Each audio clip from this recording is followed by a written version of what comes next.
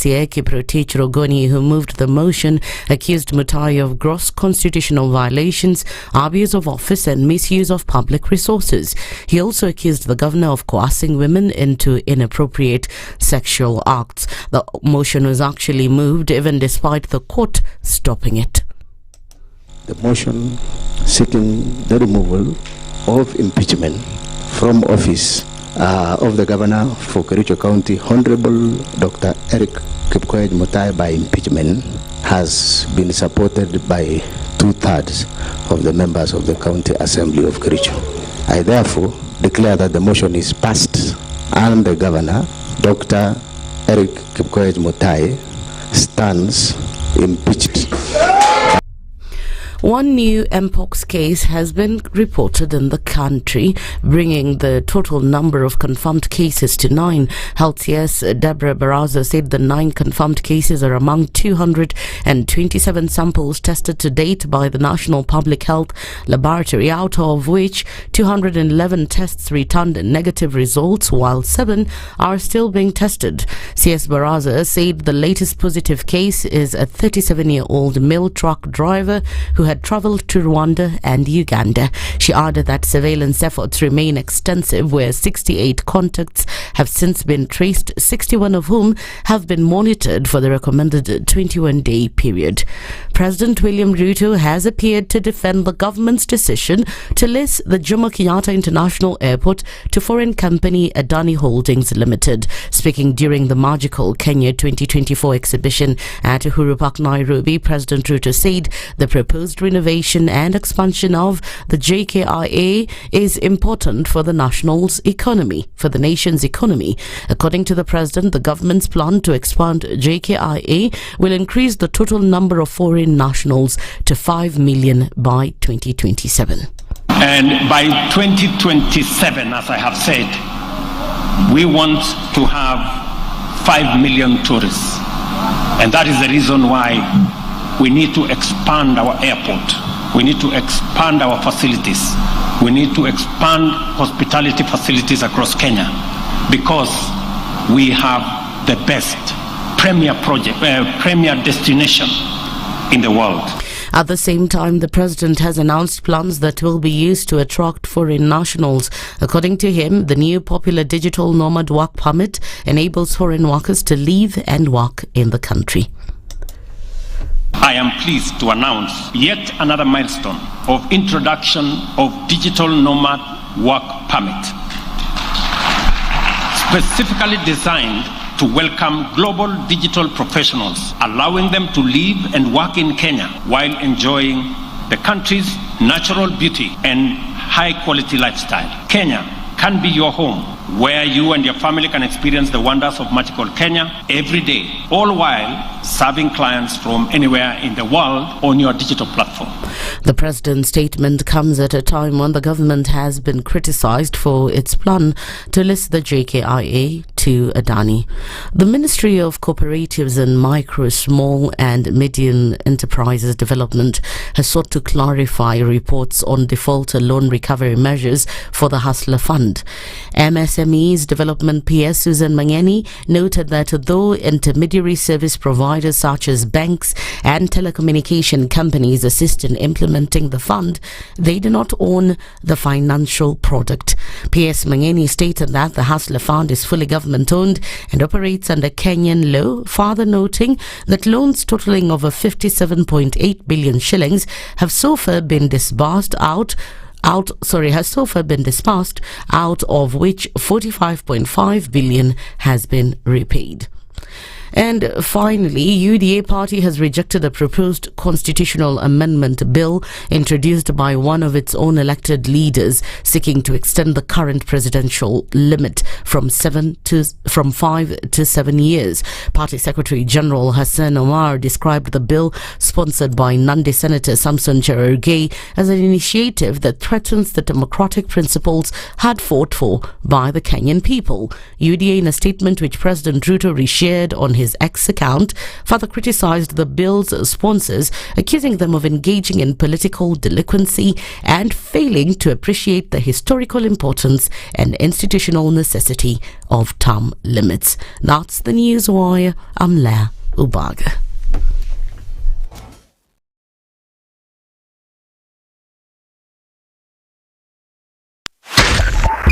.5 Spice FM, Kisumu.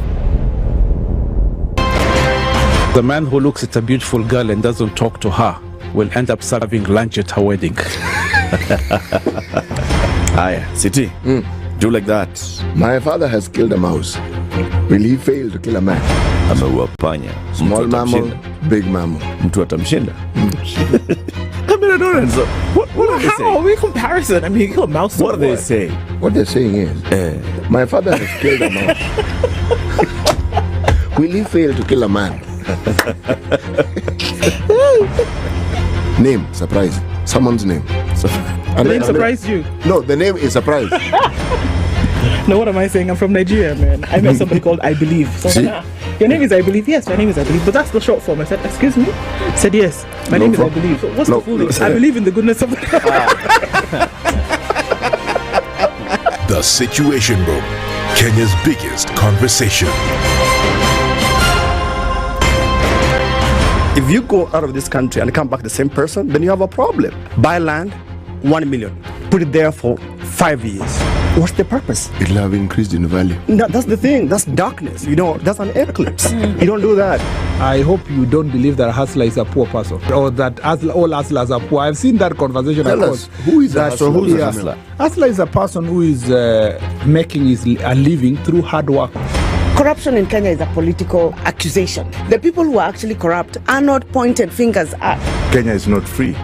Kenya imeshikwa na mateka. It's under siege. Have you seen that lodge on Nyeri Road? Very high fence. You can't even Windows sleep inside. up near the ceiling. Yes. And if you walk there at midnight, you see bats the size of cows. And when it rains, it doesn't rain on that building. Yes. When you're at All Saints and it's raining, it doesn't rain on that building. The things people will believe. The Situation Room, Kenya's biggest conversation. Patrick Lodge, Prof Lumumba. Karibu sana. Asante sana. CT Muga. CT Lodge. Muga. Muga, not Muga. He's here and here's the day's proverb. One man marries a woman.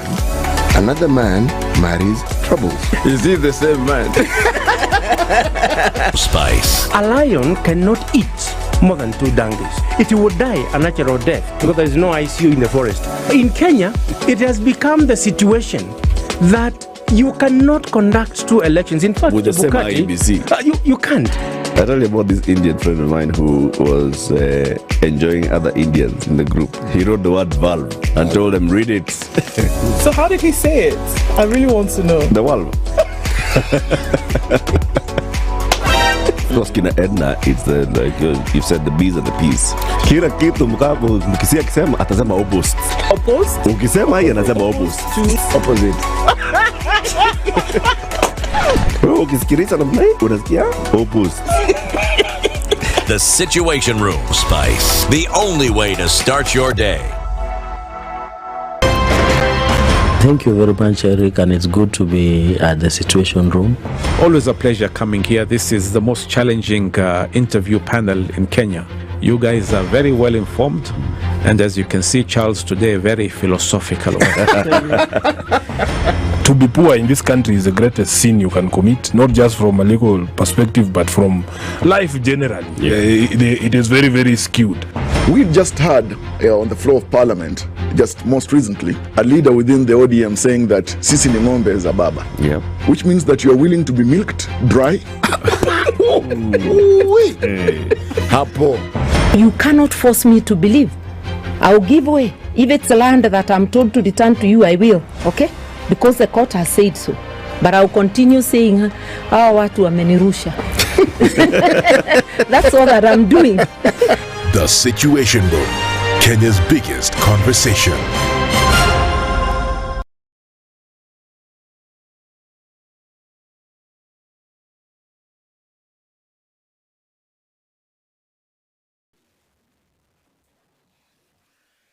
It's Thursday, getting towards the end of the week, and take a quick look at what's happening on these streets this morning. Have we started to clog up anything yet? Well, let's see. It's starting to build already on Gong Road as you're getting into the CBD, and we're likely to see traffic on the Thika Superhighway. As always, at this time, right around Survey, it's probably the worst for now. On Gong Road, not too bad. Coming out of Westlands on Waiyaki Way, not too bad either. Uhuru Highway will probably take on a lot of this traffic later on in the day, but let's see what Thursday's like before we get into Friday and into the weekend. Talk to us on SpiceFM KE on X, hashtag The Situation Room.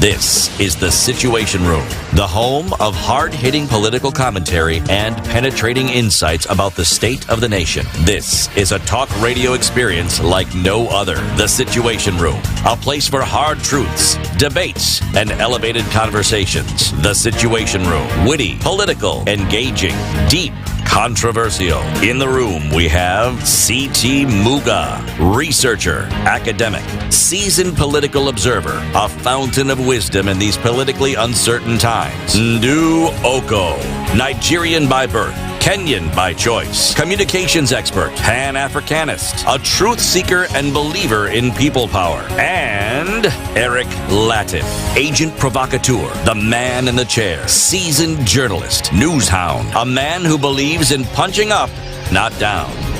This is The Situation Room, the only way to start your day. And this is Thursday, the 3rd day of October 2024. How you doing? Welcome to Kenya's biggest conversation. Karibu sana.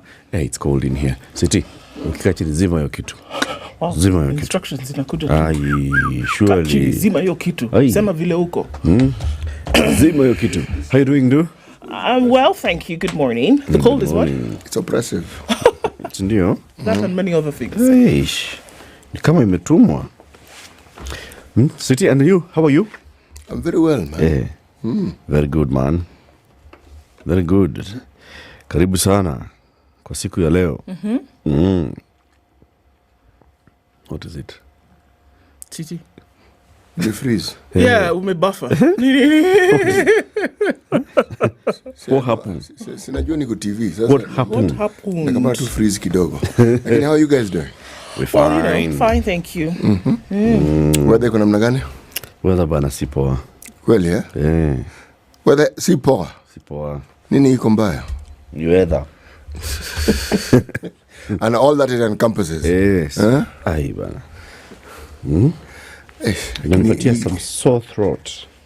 By the way, there's something that keeps swelling and going and swelling. You guys have the same thing also? Yeah. You also have the same? Then you try to swallow, it's swollen, and then you start sore, you try to cough. And then mine comes a bit of a cough. Yeah.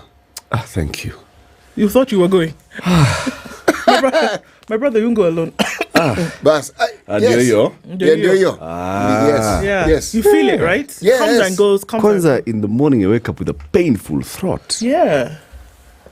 It is. It's there. Iko kiru running around. It appears so. Yeah. Because I woke up this morning, I was thinking, where does this cough come from? Yeah, I'm not sick, but you're feeling your throat. Yes, Yeah. You had difficulty swallowing, and this is why it's important to talk. You see, you could think you would be suffering alone. Eric was dying, thinking that, oh God, why have you lama sabakthani? Wait. I'm alone here. Naenda. Hey, it's good to talk. Something seems to be in the air. Yeah, there's something. There's something in the air because it's funny.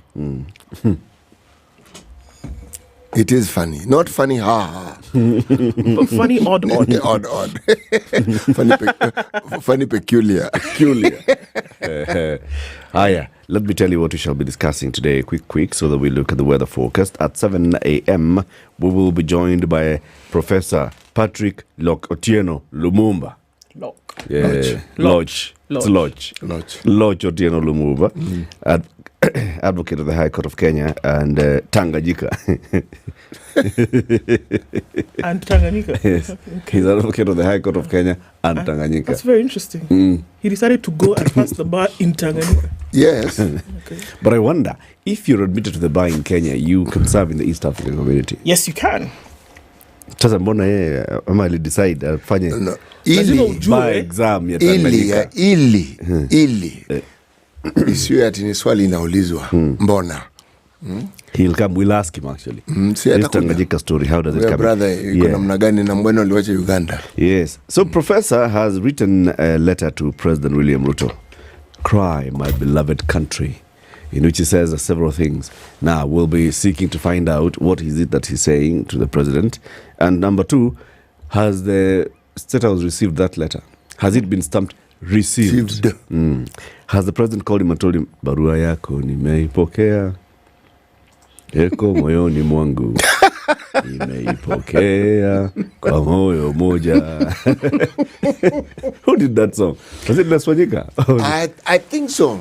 Barua yako Speaking of this, there's a song I've fallen in love with, man. Which I listen one? to it every day. It's about a girl that he met in Sagana. It's usually about a girl, by the way. It's called Afro. Bas. Afro. And the story in the song for me was what was so jazzy. It's lovely. Yeah. Zangu na kutumia popote He met this, I think her name was Irene or something. Salimia ndugu na wazazi wako mamae popote walipo. Afro. I've been listening to it. It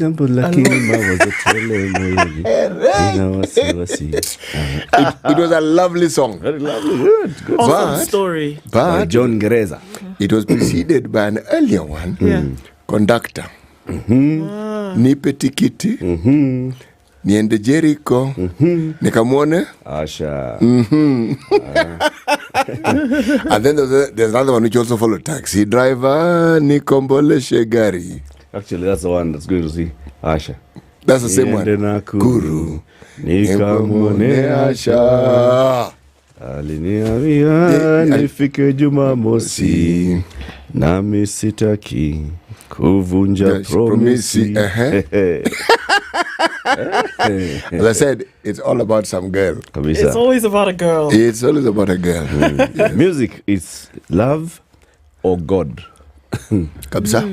Yeah. Or pain. Or money. So pain is associated with love. And pain is also associated with God. Oh God. So PLO 7 a.m. Okay. At 8 o'clock, let's talk about navigating wealth building in Kenya's economic landscape. The way the economy is right now, how are we faring? The Group Chief Executive Officer of HF. Sasa wewe Lydiah ulionika tu Group CEO wa nini? Robert Kibara comes at 8 a.m. for that conversation. And then at 9 o'clock, let's talk about this SHIF transition, ensuring a smooth transition. One person who is now the senior advisor in the Economic Council of Advisors to the President, Moses Kuria, will come at 9. Okay? Yeah. Hii kitu ni kubwa. Are you guys advising the President that the people are suffering out there? That will be question number 1. A. And depending on how he answers, we'll proceed. Then we can go to B. Yeah. 19 minutes after 6, say hello to us wherever you are. Say hello to everybody else who's tuned in on YouTube, Facebook, X, whatever. SpiceFM. We acknowledge people who are on SpiceFM are not able to, type in and say good morning. So let's just say good morning to them in Wholesale City. Good morning. Very good. Very good. So tell us about the weather. Okay. It's the Situation Room. The only way to start your day. The weather with SpiceFM. It's partly cloudy at 15 in Nairobi, highs of 24 and lows of 13. 12 degrees and cloudy in Nakuru with highs of 25. And we'll see highs of 24 in a mostly cloudy Nyeri at 15. It's 13 and clear in Eldoret with highs of 23 and lows of 11. We're looking into partly sunny conditions Thursday at 24 in Mombasa with highs of 30. And 30 will be the high in a mostly sunny Malindi at 25. It's 19 and clear in Kisumu with highs of 31. And we'll see highs of 29 in a mostly clear Kakamega at 17. Light rain showers in Kampala this morning at 19 with highs of 28, and 30 will be the high in a partly sunny Dar es Salaam at 23. Looking into Johannesburg, it's clear at 6 degrees, highs of 21, while Mogadishu at 25 is cloudy. We'll see highs of 31 and highs of 22 in a partly sunny Addis Ababa at 14, coming down to lows of 12. Into Lagos, it's partly cloudy at 26 with highs of 30 and cloudy conditions at 25. In Kinshasa with highs of 32. 19 degrees and sunny in Beijing Thursday afternoon with highs of 22 and lows of 8, while Paris is cloudy at 11. We'll see highs of 16 and lows of 7. It's cloudy at 11 in London with highs of 15 and lows of 8. And to round things off in New York, where Wednesday night it's cloudy at 17. Coming into Thursday, highs of 19 and lows of 16. Mature, intelligent talk every morning. Spice up yourself.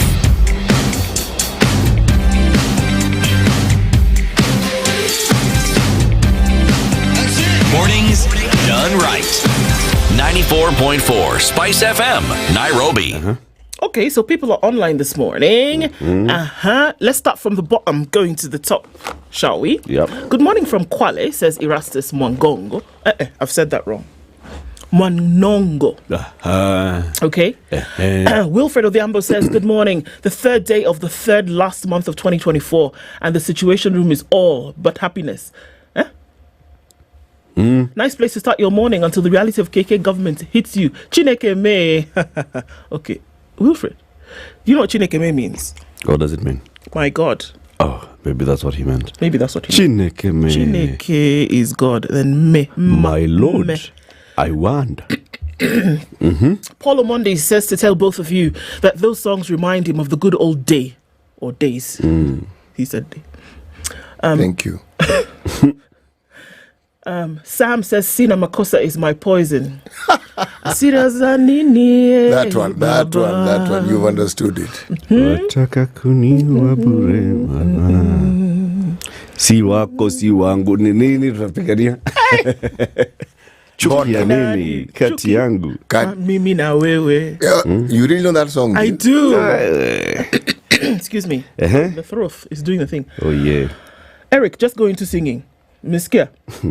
That song, Your Taxi Driver, is for my generation, the boomer, says Margaret Wanjohi. Good morning to you.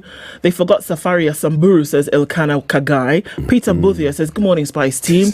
Great team. Studio temperatures are controlling the equipment, as if you didn't know. But okay, thanks, Georgia Dimo. Evans Nyangano, again, Safaria Samburu was the hit man. Dr. Maina. Greetings from Seattle. Irene Wairimu, you're saying, well, do not this way, Irene. No, not you. Unless you're the one who came, they toasted you, you rolled over, you did like that. But we hear you. Can we write to the president directly? Why not? See, you can. Yes, you can. PLO has done that. Sure. And he'll tell us how. Richard Obuya says, Ndu, God will not lama sabakthani you. Amen. No. CT Limited Company Wamiruka Ruto. No, CTLD Company Wamiruka Ruto. What? Pan-African Nation says, you know, before COVID in 2020, people complained about severe flu and cold. So people are telling you that perhaps you have something. Good morning, says Mark Mwangi. The Situation Room is the torch of the nation. I love to hear things like that. There's Adani syndrome. You guys are being told that you have Adani syndrome. Margaret Johi is asking, what are the clinical features of COVID? Good morning, Indu City Latiff. Season of impeachment going on and SHIF frustrations, university funding model challenges, etc. Well, it's an etc moment. Good morning, guys. I thought Nimimi too. What is that now? That kakoff is bad. Coughing, eh? Yeah. Hey. Tuko wengi. Please keep saying. Tell us if you're also suffering from these symptoms. Rutherford Maganga says, good morning, guys. Irene Wairimu is just smiling. Yeah, we see you, sister. Lily Langat says, good morning. If we're selling the airports in anticipation of tourists, why then not expand roads for the same tourists to come? Sindio. Watching from Berean Springs in Michigan, that's where Dynamo is. Pan-African Nation is also here. Erica War says, good morning. Brian Yatich says, I hope you're among the chosen ones. We have to be. Vusher Vandu Vefwe Muli Vulai Omwami Afume. I know I have butchered the language, but at least I know what Vulai means. What is it? Good. Bien. It's not live backwards. Ha ha ha. No, Vulai. Mambo ni vulai vulai. A friend of mine says it all the time, so that's how I know. Wajiro says good morning. Tumetenga wageni milioni 5 kupitia Dani Airport kufika 2027. Okay. Sawa basi. Joe Munga is greeting us. Johnston Asava is here. Masharia Jeru greets us. We greet you too. High Quest says good morning. Eunice Okelo, we see you. Tano Teka, my prince, good morning to you. That person should burn in stomach while dozing. Ateke. Aroheda agishuka. Ndu, ask CT if he's aware that the internet in Kenya was first introduced by Dr. Shem Ochodo on the 24th of October 1995 at 3 a.m. Oh, way. Dr. Shem Ochodo, the software engineering graduate of the University of York in the UK. Are you aware of those details, that it was specifically 1995 at 3 a.m.? Did you know? So what did he do? So Pap is just asking if what did Ochodo do? Ochodo introduced the internet to Kenya. Sijui, but just be knowing. So he talked about it, or he switched it on, or what? Why are you asking me question? What I do know... We can look for Shem Ochodo, actually. Yes, we can. Yes, and he has been in that space for the very longest of time. Yeah. And at that particular point in time in the history of mankind, who are in Kenya, the word internet didn't exist. As we knew it as the web. So let's say introduce the web. Meskia? Web, Meskia? You've been introduced. So you knew? No. So can I answer Papi? I knew that Ochodo was immersed in that particular field. The specific date and time I was not aware of. I did not know. So it's a kind of yes, kind of no answer to his question. See, I've just given you the answer. Bas. Now he can choose whether it's yes or no. Up to him. CT Shwell, you were just at home, says Don Sabwa. Michael Olanda is greeting us as well. Desmond Otis is here, as well as Joe Mwangi. And everybody says, good morning, Karibuni sana, sana. Sawa, City? The proverb? Yes, before I mentioned the proverb, I was very kindly and very gently corrected yesterday when I said Joseph of Arimathea is the one who carried across. It wasn't him. No, it wasn't. It was Simon of Cyrene. Joseph of Arimathea was a rich guy and he had tombs. Yes, I was a member of the Sanhedrin. Yeah. He's the one who gave one of the many tombs he had. Akampatia Yesu vault. Akamwambia wekeni kwa vault. Sawa sawa. Thank you very much for the correction. Much appreciated. And it's also good to know that we have many people who are very keen on the details of the scripture. Right. Our proverbs are from, again, this week, again until the end of the week, the Republic of Zigambia. If, is how it starts, if you stir up water in the pond, you will bring up the pond. You'll bring up the what, City? Pond. Not the mud. Pond. If you stir up water in the pond, you will bring up the pond. The pond in its entirety will now become visible to you. Pond period. Kwa ufupi. Yes. Haya. Haya. Come up all of it. Tupatie headlines. All right. On the front page of the Standard this morning, we're looking at a picture of the president and his silence being very loud. Ruto's loud silence. President Ruto, who quietly jetted back from the US on Monday. Was it Monday? Was it Sunday? Either way. Come on, it's Sunday, usiku ni Monday. Ni Monday. Stayed clear of his deputy Rigathi Gachagwa's tribulations even as Parliament began the process of removing him from office, perhaps signalling that the head of state is supportive of the historic move. After all, they say silence implies what?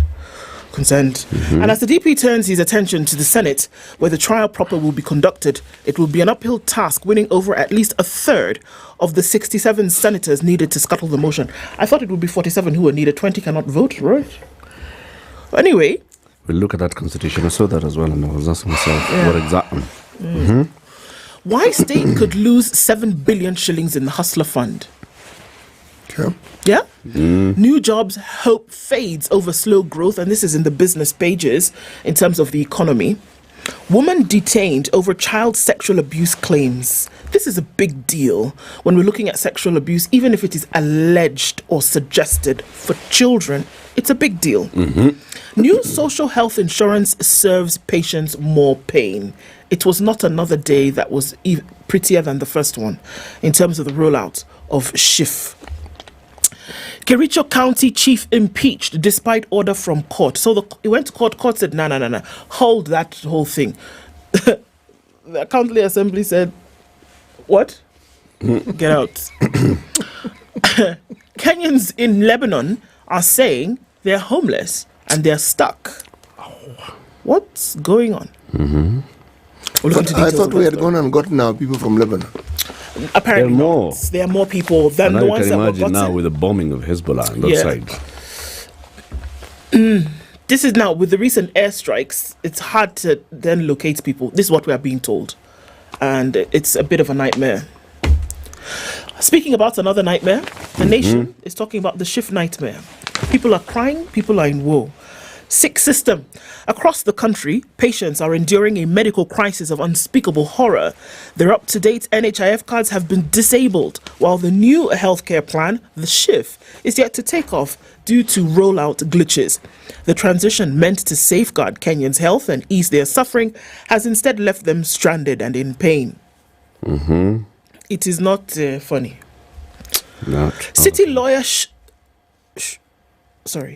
City lawyer sues Truecaller.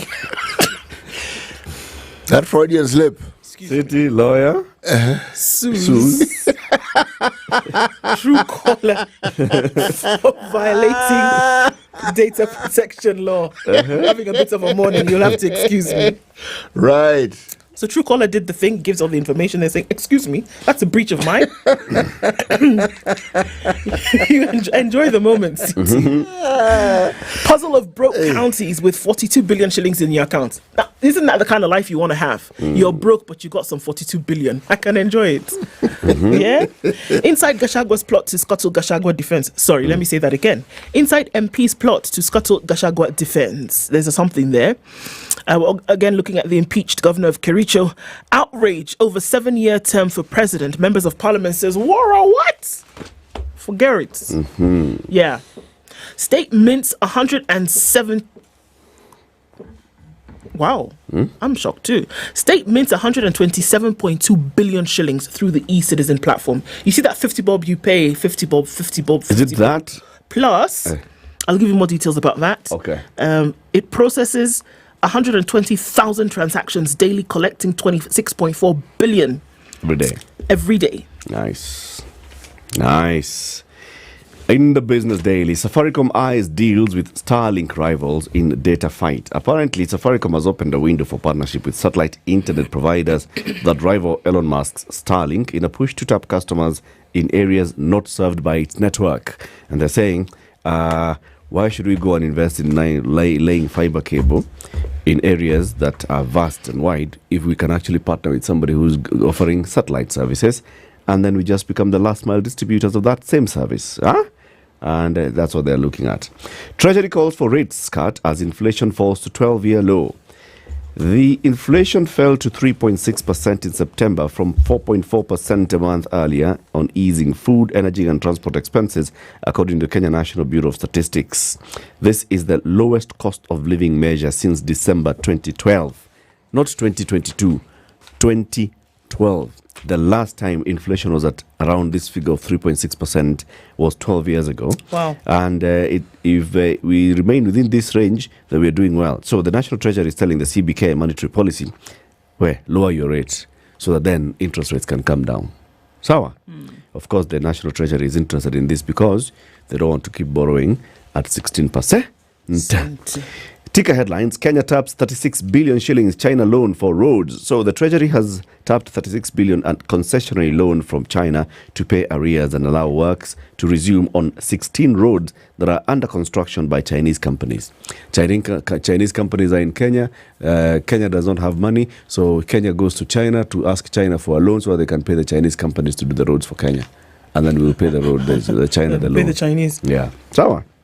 200 billion shillings on pending bill claims rejected. The Treasury has said some 200 billion shillings worth of pending bills to the national government are fictitious.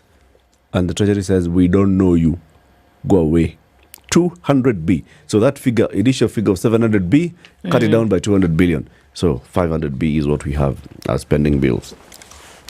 West Kenya Sugar eyes new distillery. West Kenya is set to build a 3.86 billion shilling distillery plant as part of a product diversification drive amid heated competition in its main table sugar business. NSE beats Africa peers in the race for dollar investors. So the Nairobi Securities Exchange is doing very well in the 9 months of September 2024, helped by a stronger shilling. City, you have the star? I do have the star. What's on it? Top right-hand corner in Till Green news system. Ministry of Health orders SHA facilities to treat registered patients for free. This is the story on page 8. Right. You know, every time I mention that one should always consider what you set in motion when you do certain things. This is going to come to bite. If you have members of the elite house called Parliament, and you have senior government officials and senior politicians disregarding court orders, what you set in motion is some of the things that we see. We've seen it in Kicho. I want to wait and see whether these hospitals are actually going to treat people for free. Because it seems like what we now have is a growing situation which could become an epidemic where people simply disregard whatever it is that is the law, whatever it is said. Yes, just disregard and continue. Senator Sigei among Time magazine's 100 global influential leaders. It was lovely to see. It was very lovely to see. Wow. Wonderful, eh? Fantastic. Marvelous. Yeah. Stupendous. Okay, etc., etc. Kiambu man 30 arrested for hacking grandmother to death in quarrel over food. Oh, good grief. 30-year-old. Yeah, this story is on page 3. You'll tell us about it.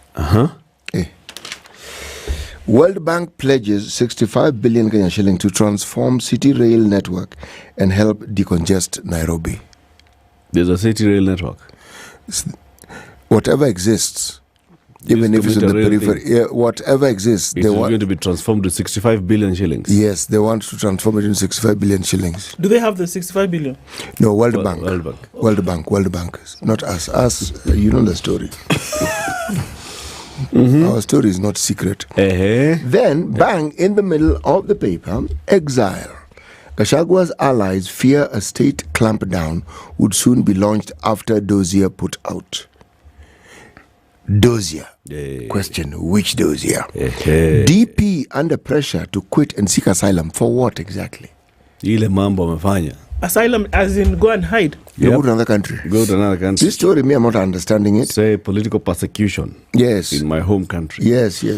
Impeachment, again, setting in motion precedent. These esteemed people don't see what they're doing. They're setting in motion something that inevitably will come to bite somewhere. Impeachment devastating and could ruin deputy president's political future. In this country, it won't. No, it won't. Before we go to the break, let me tell you about the Taifa Leo. One of the headlines here is madiwani watimua Gavana Mutai. Iran yalipua makombora 180 Israel. Jeshi limelilaani shambulio hilo likisema litachochea fujo. Can you imagine? I can imagine. I know exactly what you're saying. Those makomboras, especially hapo kwa Diwani, have been rushed by Iran to Israel. The Chamba Diwani is a separate headline. The makombora is another one. MCR. Haya, big headline in the Taifa Leo.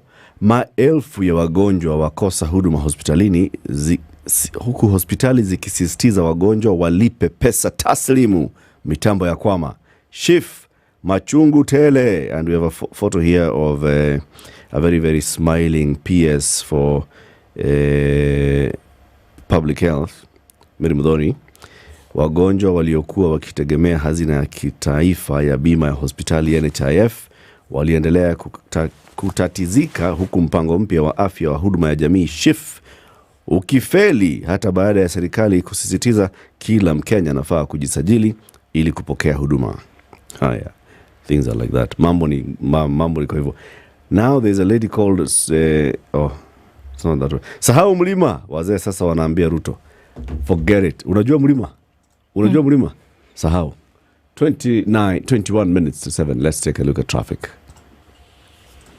This is the Situation Room The only way to start your day. All right, so where are we? Movement this morning coming in from the city. Still remains quite busy as you come in from the Thika Superhighway. As we get towards Survey and then go under the tunnel, it's going to take some time to then get out of the city. All right, also looking at traffic continuing to build coming off of the Eastern Bypass. We saw that a little bit earlier and it will clog up just a little bit. Westerns looks like it might be just a little bit crazy, and also then coming in from Pangani through towards the city, that's busy as well. We're keeping an eye on things this morning. Let's see what happens as we get into it. SpiceFM KE on X, hashtag the Situation Room. Mature, intelligent talk every morning. Spice up yourself.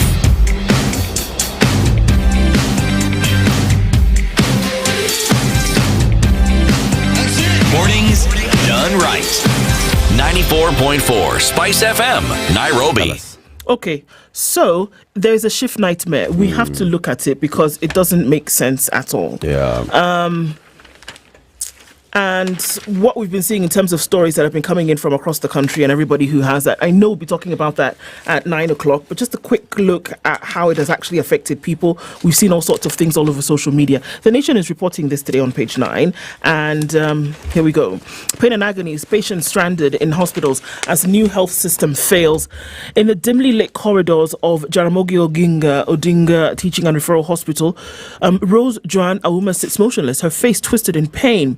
She holds her swollen jaw, waiting for surgery she fears may never come. Her condition worsens by the hour, but she's optimistic that the hospital will listen and attend to her. She pleads with them, but this goes unheard. Still another day when this is not happening. Esther's surgery was scheduled days prior, but without a functioning health insurance system, she remains a prisoner of pain. She said, I haven't eaten for 2 days. They keep saying, I'll go into surgery, but nothing happens. I'm scared, she says, her voice barely a whisper. Her hope is fast slipping away. A resident of Rabur in Kisumu County, she was scheduled for surgery on Tuesday at the facility and was assisted to register under the new Social Health Authority. So she's registered. It's not a question of you didn't. She would later receive a confirmation on her phone. However, this is yet to be reflected in the hospital system, which is not operational. Do you understand? The system, there's no system, but in the hospital there's nothing. We can't see anything, so we can't help you. She pitched tent at the facility billing station, hoping to be helped, but did not receive any communication. By evening, she went back home. That was the first day. She was later informed that she could not be scheduled for surgery or any other services since the SHA system was not operational. We don't have anything here, so we can't help you. Yesterday, she once again made her way to the regional facility, but was told the scheduled surgery could not take place because the system was what? Down. She said, I'm in so much pain, but the doctors have not attended to me. I have been given an option to pay in cash, but I don't have a single coin with me. And remember, she's a paid-up registered member. Okay? I also have no one to take care of my financial needs. All my hopes were on my NHIF card. She's trapped in a nightmarish reality shared by thousands of Kenyans stranded in hospitals due to the collapse of the SHA system. Across the country, patients like Esther are enduring a medical crisis of unspeakable horror. SHA, which is now responsible for covering healthcare costs, is still a work in progress. With no coverage, hospitals have declined to discharge patients or offer essential treatment, leaving many stranded in wards that are overcrowded, understaffed and ill-equipped to handle the influx of patients.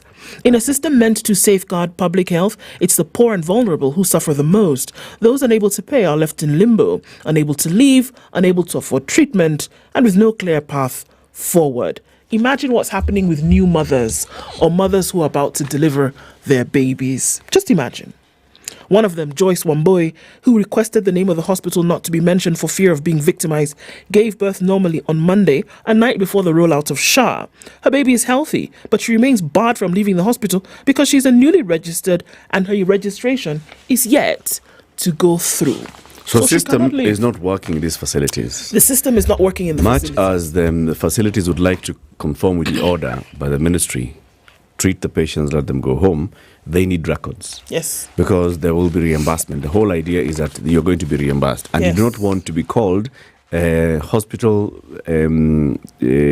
superintendent who was perpetuating fraud. So the only way is if you enter the details of that patient into the system so that you can go and claim, and so that then SHIF reimburses you. I can't do that because the system is down. And this 100 billion shilling system has not even been rolled out. 104 billion. It has not been rolled out yet. This is a stopgap measure. Yeah. This is just. There's just. Look, I know we want to be in a position where we hate to be the ones who say this thing is not going to work, but we did say that. And it should have taken 6 months to. CT, I believe the question, and we spoke with the chairman, Dr. Mohammed, and he said, you had a pilot? And he said, why? No need for pilot, because we know how these things work. Okay. So it would have made sense to practice this thing, have a dummy system that plays for the next 2 months. Have a dummy system while you have your present system still running. And then when you say, okay, yes, guys, it's foolproof, we can see this thing is actually working, then you move. Because the question is, what was the rush? What was the rush? The system not working is to justify the 104 billion. Remember, we had a problem with immigration. Equipment that had been working suddenly wasn't working, and suddenly we needed to get new equipment. Remember that one? Yeah. There's always this need for us to buy something new, to bring something new, to move the old. And yet, when you look carefully, what was there before had been working. It had actually been working and meeting the needs. Suddenly, it's not working. So, because it's not working, we need to a new one. Yes, the question of repairing and sorting it out doesn't even. And all these equipments that we talk about, believe me, there is a service contract somewhere. It's really unfortunate, man, because the thing is, this one is a matter of life and death. Yes. And for very many of these cases, it's lack of preparation. You're rolling out a program. One, the most basic component, communication, is the least in your priority list. Yes. You must communicate well. People don't know. People just don't know. Am I on NHIF? Am I not? Am I on SHIF? The medics who are treating you, they don't know. Are we on SHIF? Are we on NHIF? Are we putting on a new computer? Do we create a spreadsheet? What do we do? Do we open a book? They have absolutely no clue. Not even a chief can answer that question. You can't, and yet there has been time, and there was time in which the communication for everything that we're talking about now could have been rolled out. Remember the example we keep giving of the introduction of the new 1,000 shilling note. Remember that one? Yep. It was meticulous. We are moving away from this. We are giving... that information, we were saturated with that information. You could not say you are not informed. Yep. Now, surely, are you telling me that one arm of government can be that particular when it comes to communicating and the others cannot? How? And this is when we're talking about health. We're not talking about fiduciary issue. We're talking about health. And it's not health that you're moving from these hospitals into new hospitals. No. Same hospitals, same patients, everything. Same. You're just telling people now, dial star whatever. Or you'll receive a message from NSF telling you you're now moving to NHI or to whatever SHA. Or you will go to a facility, this is what will happen. Some of these basics, people don't know the basics. They don't. Am I on NHIF? Am I on SHA? Is it SHA? Is it SHIF? And what did we see happening yesterday? Yeah. So many people getting this message. What did the message say? Very quickly, I'm going to find it. That you've been moved. So the question was, okay, am I being moved by force? What exactly is happening? So this is what the message stated for very many people. Your NHIF account has been migrated successfully to the Social Health Authority. To update your profile, dial *147#. Visit sha.go.ke any authorized SHA agent. So a lot of people got that message yesterday. So you've been moved. I think this is around the 9 million. This is 9 million that NHIF PS Kimtai was talking about the other day. But what remains the problem here is that folks are not getting treatment. People are in pain. People are in need. It's not happening. It hasn't happened for 2 days. Will it happen on the 3rd? What is being done to make sure that it's sorted out? Come on. This is not teething problems. I'm saying this is a birth obstruction. This baby has not even been born. It's not teething problems. But is it a birth obstruction or the birth has been obstructed? Hey. The question was also asked, until we are sure that this thing is going to work, why don't we just continue with this NHIF? And if we're not going to continue, the question Eric asked, Why didn't you tell us the process of migration? It happens all the time. Yes. It happens all the time. Look at what doctors do in surgery when they're replacing your heart. If you're doing a transplant, you have the new heart, it's put there, it's put on another system, they check. It's beating. They want to make sure that it's working. As it continues is when they now move it and say, okay, now we can replace. Yes. Because we are sure that it is working. They replace when it's ticking. Exactly. Not, okay, stop this one, remove this it, one, replace. try. Hey, it's not working. Then it doesn't, oh no. It's not working. Okay, remove it. Return the other one. Apana. But all this in my mind is deliberate. At the expense of people's lives? The thing is that, yes, people are going to die. At the expense of people's lives? Yes, as if they care. Oh my God. As if they care. You do really think that is the priority? You're telling me with all these thoroughly educated people who run the Ministry of Health, with all these people who learn these mechanisms, when you've had a mechanism like NHIF, you know how these things work. You do. The question that I ask, and I'm asking again, are we saying that within the country we didn't have people who could have come up with a solution for this thing? No. I dare say we do. We did not need to look for 104 billion system. That thing would have been done locally. Very true. Very, very true. This issue even of getting some German firm to come and help us print money. My friend, if people are printing fake money in Kenya, are you telling me they can't print real money? Voila. Meanwhile, governors are saying, by the way, this SHIF thing, us guys, we don't know. Remember, health is devolved. Yeah. The Council of Governors is accusing the government of bypassing them in implementing the SHIF. The council noted that no county had signed the intergovernmental participation agreement with the Ministry of Health by Tuesday's rollout. Chairman of the Health Committee, Mudhomi Njoke, said the scheme was marred with irregularities and confusion. He was speaking in Naivasha, where the Tharaka Nithi governor noted that tens of health facilities were yet to be registered, raising concern among patients. So, the national government is operating in Okoh, all right? There are teams. There's a State House team of advisors.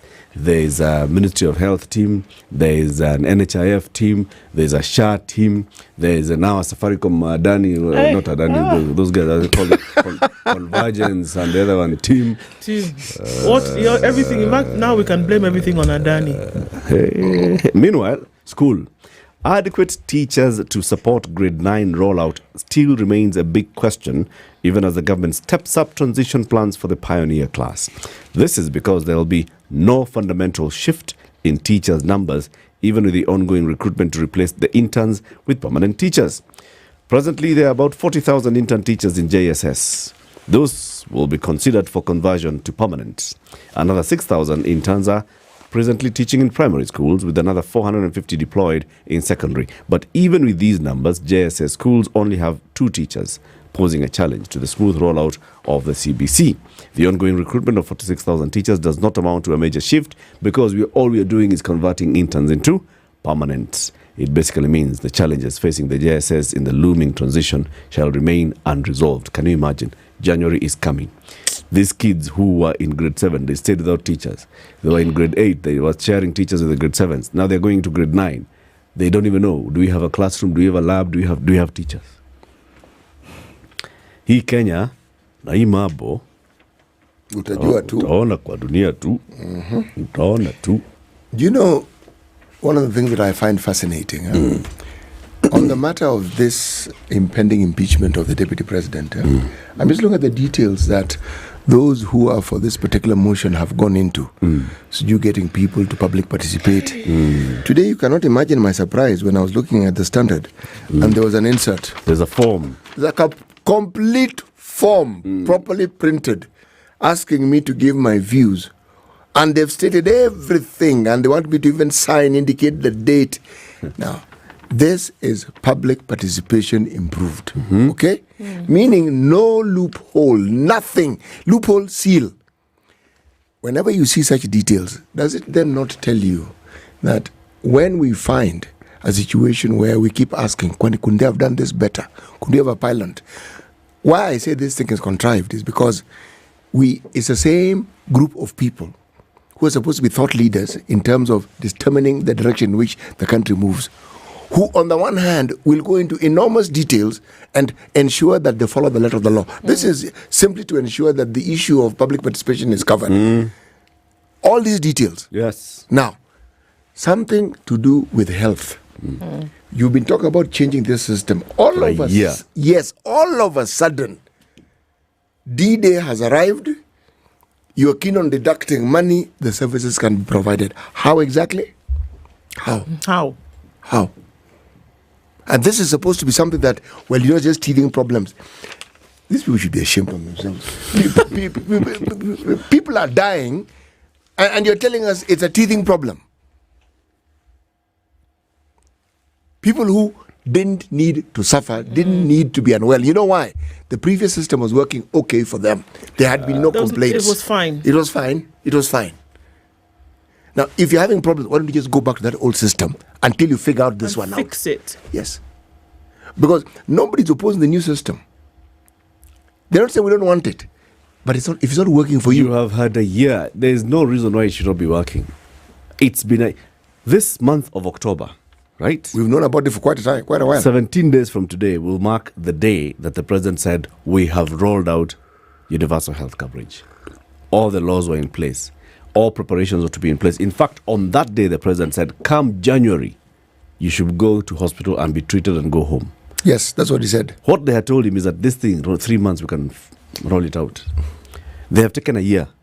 They are rolling it out now. And you realize, these guys, it's like they were asleep all along. And then woke up last week. They just woke up last week and said, hey, wait, next week. SHIF is coming. Very many questions. Tell us that story you were to tell us about the 30-year-old man and the grandmother. That one is something I need to tell you. It is actually on page 3. He confronted her on farm, grabbed fork jembe and hacked her to death. Detectives are holding a 30-year-old man alleged to have killed his grandmother in a quarrel over food in Kiambu County. The body of Pauline Kiragu, 70, was found in her farm with blood oozing from her head after she was hacked by a suspect, the police said. The suspect used a fork jembe the grandmother was working with on the farm and hit her twice on the head. She died on the spot after the Monday attack. The tragedy occurred in Kangogo village, Rweno. Neighbors told police the suspect had complained his grandmother had not offered him food. He then pursued her to the farm where she was busy working and confronted her. Police said the man snatched a fork jembe from the elderly woman and hit her twice in the head. She collapsed and died on the spot. Kiambu Police, Michael Mushiri, said the suspect fled from the scene before he was pursued and arrested hours later. Mushiri said the murder weapon was bloodstained, was recovered on the scene and kept as an exhibit. You know, these bizarre things keep happening. What is a 30-year-old man bothering the grandmother about food for? 30-year-old. Why doesn't he not work? Can he not fend for himself?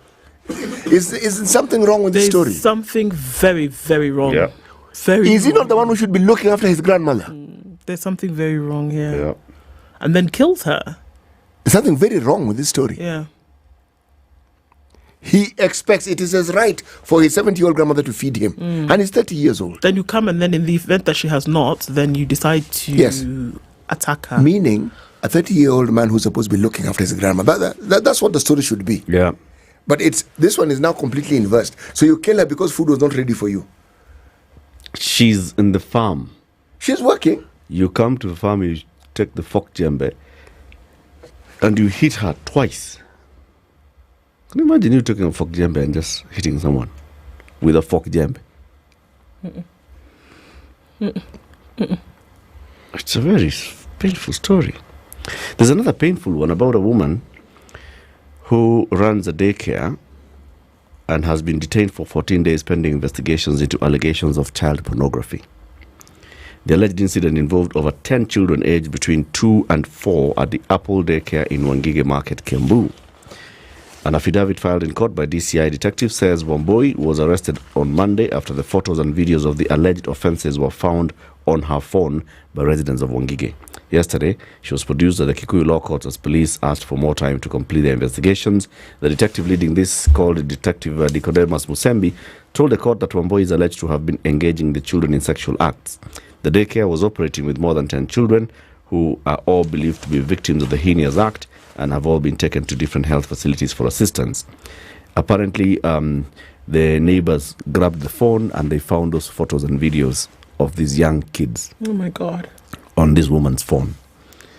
Police are saying now they're trying to track down and see whether she was sending these photos and videos to anyone, or what was the motive of recording these children, and what was she doing with them on her phone. Oh my goodness. And the ages again, it's young kids aged between 2 years and 4 years. There's as in, you ask something yourself, very what is this? What? No. What is this? The depths we have sunk to. Aye. I'm telling you. We are not a human society. No, we've lost it. We are not a human society at all. It's 7 a.m. Keep it here for Prof Lumumba.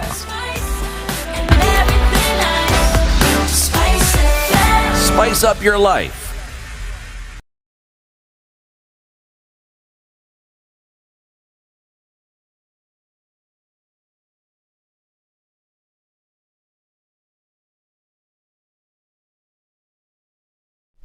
Good morning, this is the news wire. I'm Leah Ubaga. Medical facilities under faith-based organizations and the Rural and Urban Private Hospitals Association of Kenya have expressed concerns about the new Social Health Authority contracts, saying they'll not sign them. The two umbrella bodies maintain that the government has remained non-committal on the payment of over 21 billion shillings owed to them by the now defunct NHIF. We have been categorical that there should have been a reconciliation of pending bills so that each and every hospital can sign off with NHIF before NHIF closes. Even as they maintain that they'll not offer any health services to NHIF card bearers, Union Secretary General Samuel Mwenda has similarly taken issue with the government's failure to assure them that monies owed by the defunct NHIF will be paid under the new system, SHA, expressing fear that records of what is owed may be destroyed or lost in the transition. Our instruction in our service delivery areas across the hospital has been not to deny patients the services, and we've been able to process patients who come, especially patients requiring admission. There are patients who had their surgeries planned. It should be noted that as of yesterday, the data of loyal Kenyans under NHIF were automatically transferred to SHA, which manages health services under SHIF. Elsewhere, the Kenyatta University Teaching and Referral and Research Hospital has begun implementing the newly launched Social Health Authority. Hospital CEO Ahmed Dagane said they've set up a desk to assist patients in registering for SHA. He added that on Tuesday, at least 61 chemotherapy patients, 39 dialysis patients and 10 others in the endoscopy unit, among others, were carefully covered by SHIF. The Ministry of Health has kicked off a 5-day polio vaccination campaign following the detection of 5 cases of persons infected with poliovirus type 2 at Kakuma refugee camp in Turkana and Kamkunji in Nairobi. The campaign, which targets 3.8 million children under the age of 10 years, is ongoing in 9 high-risk counties, among them Nairobi, Kiambu, Busia, Bungoma, Turkana, West Pokot, Marsabit, Trans Nzoia and Machakos. Mothers and guardians with children below the age of 5 years have been urged to ensure they get vaccinated because polio is not curable. Naweza waambia wazazi watoto wao wote, kwa sababu hii polio haina dawa, ni mzuri watoto wakichanjo. Hizo zingine zenye zimekuwa ziki announcewa amekuwa akipata, siwezi taka apate complication yoyote na ugonjwa wa polio. Polio is not curable.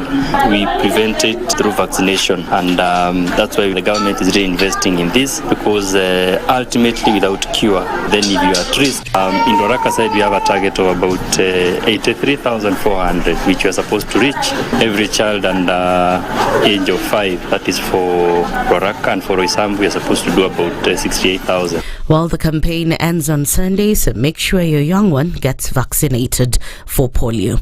And talking about children, a woman suspected to have been using her daycare facility in Kiambu County to coerce minors into sexual activities and fill them for profit will remain in police custody for 14 days. The suspect, Teresia Wambui Kihagi, will remain in custody as detectives try to unravel the happenings behind the walls of the 3-year-old daycare center in Wangige that hosts over 10 minors who are believed to be the victims. Here's investigating officer Nicodemus Musembi. One of the respondents alleged to have been engaging the minors into sexual activities, and in the videos obtained, sometimes she's touching their genital organs and recording them using her mobile phone. One of this respondent has a pay bill account number in Equity Bank, which is also subject to investigation to establish the motivation behind the recordings. To find the application merited, the same is hereby allowed. I will, however, grant 14 days, and should there be need for an extension, then the applicant shall be at liberty to move the court appropriately. The minors, who are between ages 2 and 4, have been taken to different health facilities for medical observation. That's the News Wire. I'm Leah Ubaga.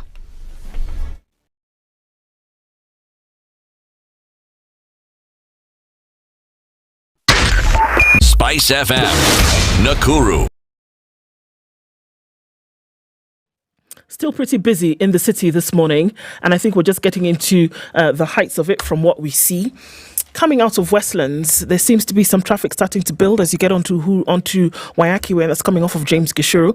It's busy on Gong Road, coming in from Naivasha Road, and also then into the city. Langata Road is already starting to build up, getting towards the Nyeri Stadium roundabout, and then into the city as well. Jago Road through towards Landis, which is clear all the way through towards the Kamkunji roundabout for now. On the Thika Superhighway, we have traffic coming in from the Allsops Junction, and beyond that, Garden City just a little bit as you get then towards Survey. The Eastern Bypass is also starting to clog up as you get towards North Airport Road and you head out towards the Cabanas interchange. That's what we see. It's the rumblings of starting of traffic. Let's see what happens when we get into traffic hour. Keep us abreast of what's going on in your neck of the woods. We'll talk on SpiceFM KE on X, hashtag The Situation Room.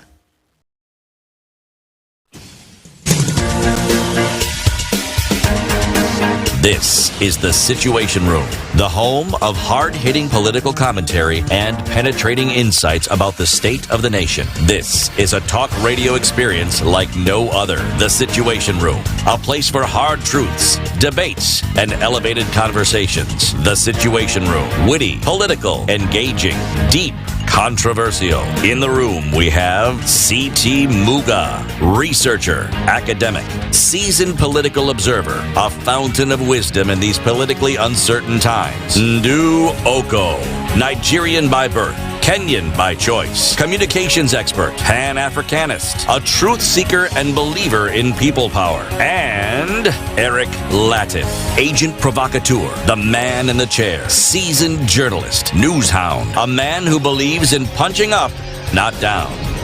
This is The Situation Room, the only way to start your day. 7 minutes after 7, how are you doing? Welcome to the second half of Kenya's biggest conversation, The Situation Room. We are glad that you're tuned in on SpiceFM, on KTN, on YouTube, on Facebook, on X, on TikTok, on Radio Garden, on your podcast of choice. Asante sana for choosing this as the way to start your day. Now, Safaricom has invested for so many years on these home fiber connections, right? Over 400,000 customers countrywide. They're in all major towns and cities countrywide. And what goes with that is we talk about customer support. Mm-hmm. You know, before I switched on to Safaricom, I was on another one, my friend. If the connection speeds are low and you want to call them, so you will call the number and you will be on hold for like 10 minutes. Meaning you call and then you take a walk. Yeah. You are on hold, and it's not a toll-free number, by the way. So it's just eating your money for 10 minutes, and then they come there. What is the problem? We have escalated it to our technicians. After waiting for 10 minutes. Aye, buana, these are jokes.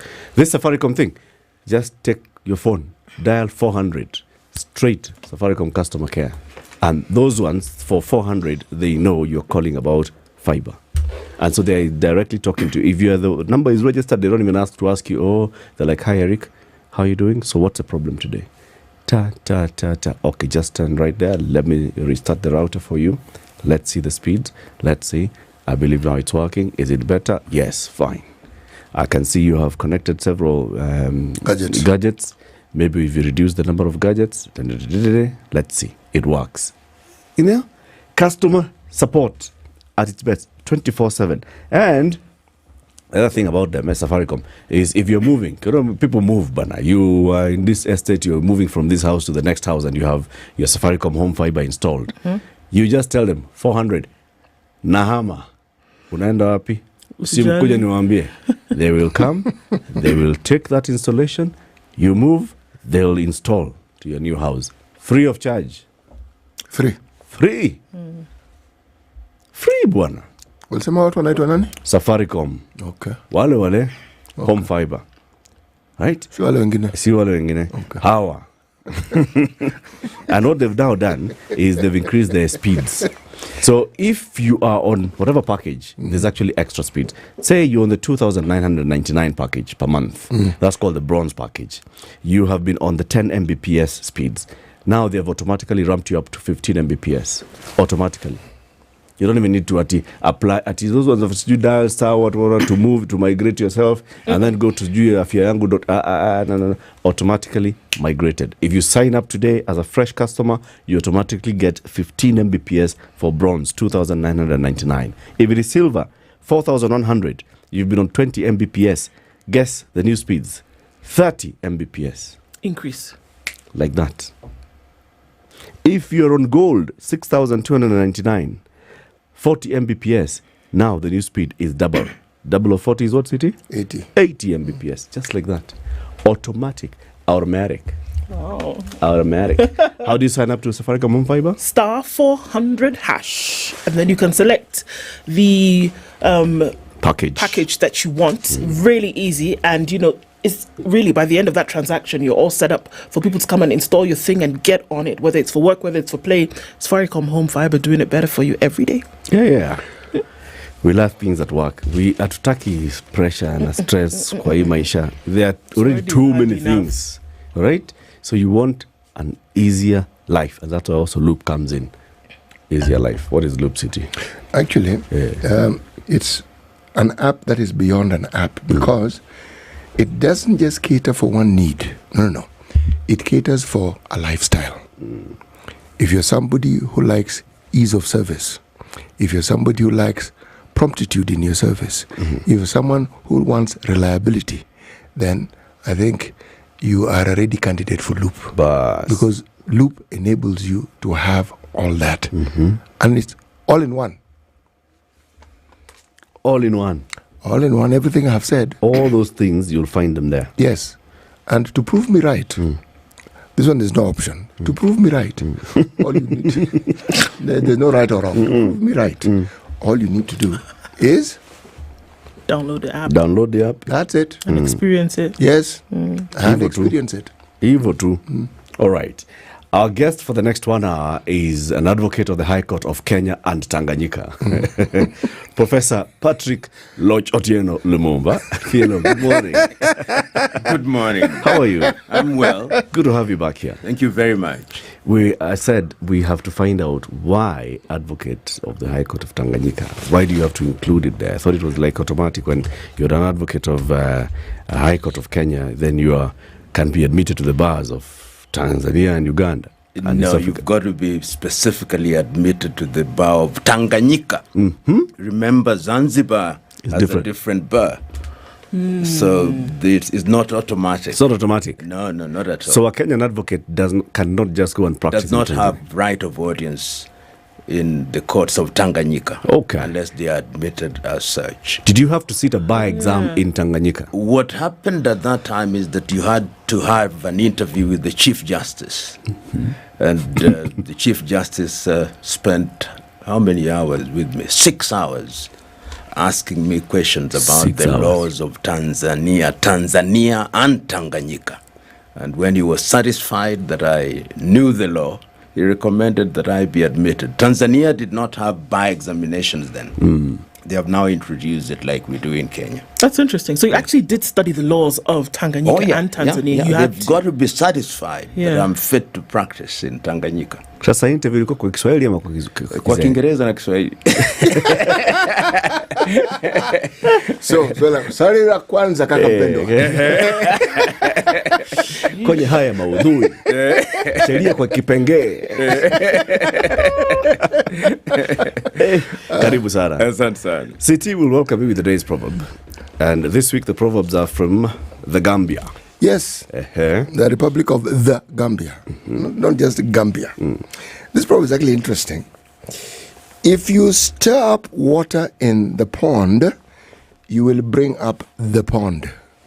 If you stir up water in the pond, you will bring up the pond. Prof, what's your interpretation? You make the pond come alive. That is how I understand it. Because if it is not stirred, then it's dead. But you stir it and give it life. Perfect. Stirring up the water in the pond, you bring up the pond. Yes. Is that what you're doing with a letter to the president? Exactly. Okay. Give us now, first of all, the background. You have written a letter to President William Ruto. What about and why? It is the civic duty of a patriotic citizen to be involved in the affairs of his or her nation. I observe our nation on a daily basis, and I'm worried. I'm worried that we are on the wrong path. And the buck stops with the President of the Republic of Kenya. And that is why I chose to write to him to raise the critical issues. And remember, in that letter, I remind him that I did write to you on the first day of March, the year 2023. And on that occasion, I wrote to both him and Mr. Raila Odinga when the country was in trouble. Of course, I've been vindicated. What I did suggest is what came about. The two gentlemen have entered into a rapprochement, and they are singing all the way to different places. But not for the benefit of the nation. There you go. Because things have gone south, in my view, and they continue to go south. And it is our duty to remind the president that you took an oath to serve your country is unhappy. That was the genesis. Has it been received? Oh, of course, the letter was received. I have a signed copy. It was delivered at his office in Arambe House. Okay. And it was received. Do you expect a response from him? I don't. My experience with African heads of state, except 3, they never respond. And I write to quite a number of them. The late John Joseph Pombe Magufuli used to respond to letters. Yoweri Kaguta Museveni responds to letters. Paul Kagame responds to letters. And I must also remember that Chakwera of Malawi does respond to letters. But Kenyan presidents, and I've written to all of them except Jomo Kenyatta, never respond to letters. So even last year's letter was not responded to? No, it was not responded to. Okay. In this letter, you tell the president a number of things, of course, reminding him about last year's letter and telling him what you felt then. And then you say it's common knowledge that the political rapprochement rode in the crest of protest by a segment of young Kenyans, Christ and Gen Z, in the month of July, during which they dramatized their dissatisfaction with the finance bill and the performance of your administration in several key areas. In response to their popular demands, you returned the finance bill to the National Assembly with all provisions deleted and dissolved your cabinet, which has now since been reconstituted in partnership with ODM. Your Excellency, your actions notwithstanding, and as I write, the National Intelligence Service will have informed you that there is a circulation of a lamentation about Kenya titled "Cry, My Beloved Country." And you quote that "Cry, My Beloved Country." What circulation is this, PLO? You know, somebody sent me that particular poem, if you may, crying about the country. And if you read that poem, the individual is listing a number of concerns. Yeah. This is our country where governors and others are looting. This is our country where things are not happening in the right way. And you cannot fault all the issues that are raised there. And the gentleman is saying, but even when this is happening, there appears to be no positive response. It is business as usual on the part of the political class. Look, for example, at the finance bill. Without precedent, there has never been in the history of any country that I know where the president, upon receiving a bill, returns it with all provisions deleted without recommendation as to what ought to happen. We are now back again. The finance bill will be back with a bang. Cabinet reconstituted, and the individuals whom we thought would leave cabinet are back there. And in fact, when they are being vetted, they tell us how much they have raised or made in the last 2 years. Personal fortunes have increased, but the fortunes of the country have dwindled.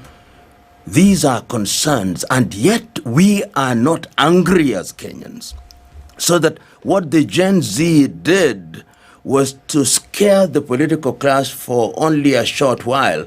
And after they have entered into this alliance with the president, has entered into this alliance with Mr. Raila Odinga, he now feels that he has settled the political temperature, because by doing so, he has ethnicized the politics of the country, and in his mind, I think, neutered the movement of the young people. So you can do whatever you want. And this is not without precedent. We have seen it. We have seen it with the President Moi. We have seen it with the President Kibaki after 2008. We have seen it with President Uhuru Kenyatta, and now with President Ruto. If you remember, during the campaign, the president said, I will not allow myself to enter into any engagement with Raila Odinga. Yeah. Bonapino, I hear you. Bonapino, there's something you've said, and I think it's interesting, that when you look at the unfolding of events, you've said that Kenyans are not angry. Kenyans are not angry, and that's why you don't see what any kind of action. The Gen Z protest did quite a thing in terms of putting a fork in the road in terms of where folks are going to go. But you've gone ahead to say that Kenyans are not angry. What would you see if Kenyans were? If Kenyans were angry, Kenyans would sustain the protest. The middle class would sustain the protest in an organized manner. And we saw this in Sudan. When the middle class, the doctors, the lawyers, the business people, the engineers came to the street, until Omar al-Bashir left office. We saw this in Bangladesh, until Sheikh Hasina ran away and the entire cabinet ran away. We are not saying that they ran away or leave office. We are simply saying until they respond positively and do the things that are in the interest of the nation. But Kenyans very quickly become ethnic. I saw, for example, when a few individuals were appointed into cabinet from Nyanza. When you are in some of these forums which are ethnic, a number of the individuals from the Luo community are now saying, we now control the treasury. The money is now kept in Homa Bay. We are happy now. And you cannot run a nation on the basis of giving pride of place to primordial ethnic instincts. You soon divide the people.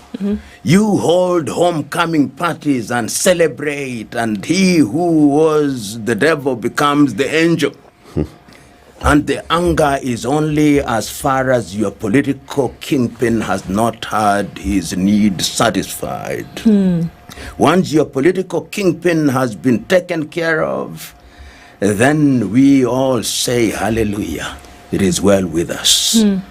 And that, I think, is one of the most unfortunate things in the Republic of Kenya. And if you hold a different opinion, like I tend to do, you can become the enemy. Indeed.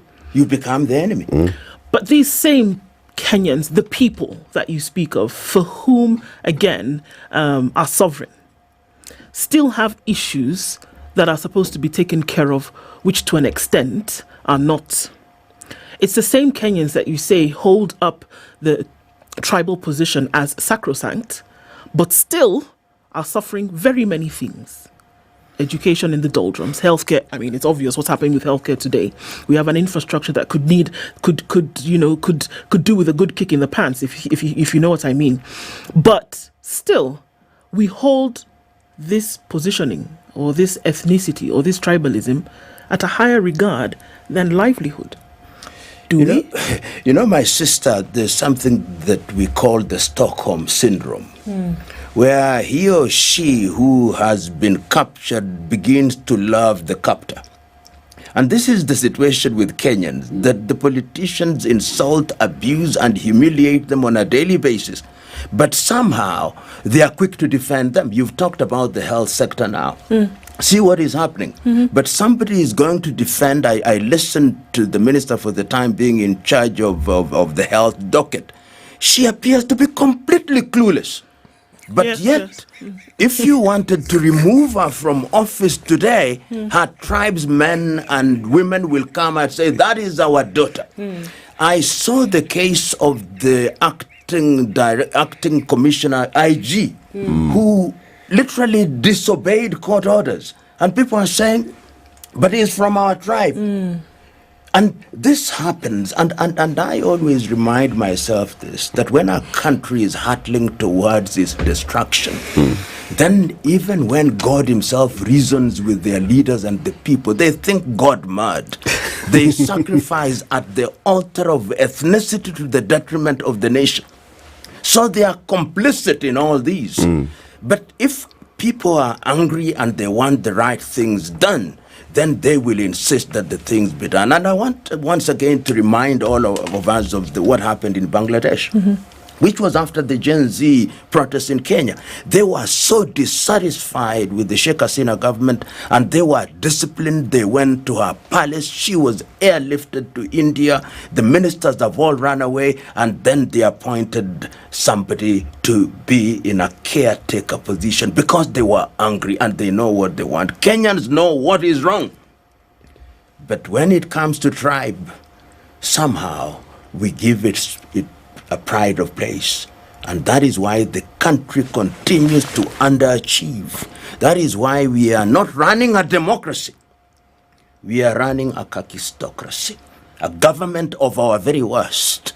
I listened to some of the lady talking about the impeachment of the Kicho governor. And I said, this is our leader. Can barely make sense and articulate an issue. And yet, those are the individuals whom we prefer because they have an explained wealth, because they come from our tribe, because they come from our clan. The foundation is wrong. PLO, the common thread in everything you've said appears to be not only an accommodation, but an acceptance of impunity. So that when we see it manifested in different ethnic groups, it is a commonality. Yes. Because everything we see, when you talk about a position of authority being given to someone in the form of a CS, what is it you're looking at? You're looking at power, and you're looking at what purportedly one could benefit. So it appears that the one thing we seem to have accepted as a nation is that wrong is not only tolerated, but it is accepted so long as it suits our own. And on that we seem to have agreed. Because it's the same issue every time you hear of a governor, either expecting, anticipating, or there's a threat of impeachment. There are always people who support that individual, there are always people who don't. And everything that is complained about has to do with how it is. They have a complete and total disregard for what we know as what is right, or as what is in the Constitution. And if I look at some of the rulings that our courts have had of late, it has been about constitutionality. Yes. Saying, all these things you're saying, this is not constitutional. Yeah. So if it isn't constitutional and people have been doing it, NGCDF, for instance, right now, yes, it's not the first time. This thing has been in the courts, and the courts has pronounced itself several times. But again, there's a hue and cry about it. How on earth do we cure this disease that seems to have taken root? We seem to have determined as a nation that we will disregard what is right. You know, City, you are so right that in this country, the truth depends on which tribal affiliation you are talking about and that is relevant. And that is a tragic thing. If you look at even the whole fight against corruption, if you arrest anybody, they say he is a thief, we know, but he's our very own. And therefore, he's our thief, and therefore he or she ought not to be punished. And it's because the foundation is wrong. I always remember Wairimu Nyeri saying this very eloquently, saying that when a nation is bankrupt of ideas, then they sacrifice at the altar of ethnicity or religion. In Kenya, it is ethnicity. And the question you are posing, how do we deal with it? History has demonstrated that if you have leadership at the top that walks the talk, it can be eliminated. I worked fairly closely with President John Joseph Pombe Magufuli. And within 1 year, he had injected discipline in governance. He had ensured that things were happening on the right way, in the right way. And it can be done when the tone from the top is clear, consistent, and is accompanied by action. But when the tone from the top is not clear, or one says with one side of the mouth what is right and does completely the wrong thing, then the people know that this is just but a joke. Now, occasionally when I see individuals who are delivering speeches on the national scene, and I don't even listen keenly to those. I wait for them at funerals in their rural settings, when they now descend into their factory setting, and listen to what they say. I listened to one of them who was speaking in Nyanza and is from the Kalenjin extraction. And this is a senior government official saying, we are Nilots, and this is our time to organize against other communities. You are senior government official, you are talking about your Nilotness. You are not talking about the Republic of Kenya. How can it be repaired? We must, as a country, take a solemn vow. Look even at the professions. If you go to lawyers, we are now organizing ourselves around ethnicity. Kisis have their own association, Luos have their own, Kikuyus have their own, Kambas have their own. What is the role of the Law Society of Kenya? Why do we descend into these ethnic outfits? But we do. And we don't apologize. And as long as we follow that path, the country will ultimately pay. And it can pay very dearly. If you doubt me, ask the Somalis. What the equivalent of tribe in Somalia is the clan.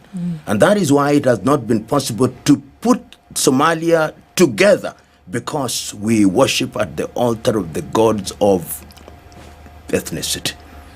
The president, if he chose to, can move us in the right direction, even by the manner in which you appoint individuals. If you look at major organizations and look at the appointments in this country at the national level, and you look at the appointments in the counties of a young mentee who is a doctor of the Luo extraction, was head of the medical sector in Siaya. He was told by the then administration in Siaya, we cannot have a man from Migori. He's of the Luo extraction now. The division is because he's from Migori, not Siaya. A doctor. But yet, when you and me are sick and we want to be treated, we don't care about the tribe. We just want a good doctor. When we are flying, we are not asking which tribe, which tribe is the pilot. We just want a good pilot. I think it is Deng Xiaoping who once said that when you want the rat caught, you simply want a cat that can catch the rat. You don't care whether it's black or brown. But here we ask, is the cat our cat? As long as we ask those irrelevant questions, our country will continue to suffer, and it is suffering as we speak. Let's take a break, Prof. Professor Prof Lumumba is our guest this morning. He writes to presidents, and he has written a second letter to President William Ruto. One he wrote last year, another one he's written this year on the 25th of September, and he has a stamped copy received. So the letter has gone to the right office. Whether it has reached the right man, we are yet to find out, right? At least it has gone to the right office. Indeed. Whether it has landed on the right desk, it's another conversation. I want to quote a bit of this, what you've quoted here. What you say is there's some lamentation going round on social media and other places titled "Cry My Beloved Country." The pain of being a Kenyan is slowly becoming unbearable. A country where pensioners' money is stolen and your government is quiet. A country where workers' wages are deducted and yet not remitted to SACCOs and banks, but we are quiet. A country where for 3 weeks, learners in secondary and university institutions have been in school and not learning, and everyone is quiet. A country where every day, people, including our children, are abducted only for bodies to be found in rivers and dams, but people are quiet. A country where the opposition joins the government not to check it or help the people, but to join in the feeding frenzy. But still the people are quiet. A country where road carnage is wiping our lives at will, and people are quiet. A country where non-existent projects are initiated and paid for, but everyone is quiet. A country where the national airport has been sold to foreigners, and still everyone is quiet. And it goes on, and this is "Cry My Beloved Country." And you sent that to the president. Indeed. This is what is going round. And then you have some proposals to him. Well, let's talk about the proposals after the break, right? It is 25 minutes to 8. Keep it here.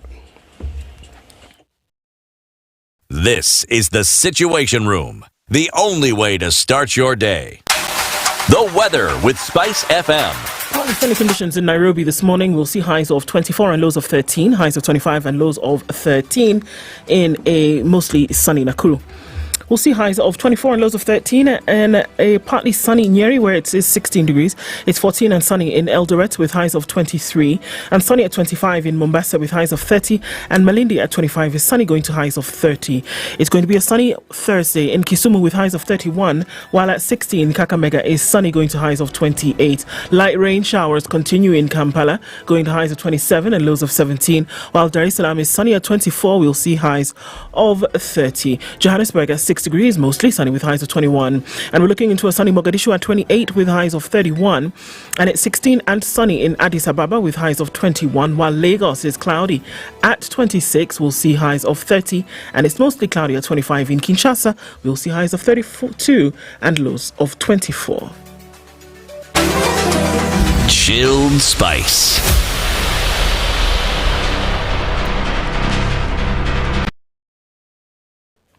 All right, we're stepping into traffic hour this morning. Take a quick look at the Eastern Bypass, and there's traffic coming in through towards North Airport Road. That's pretty heavy.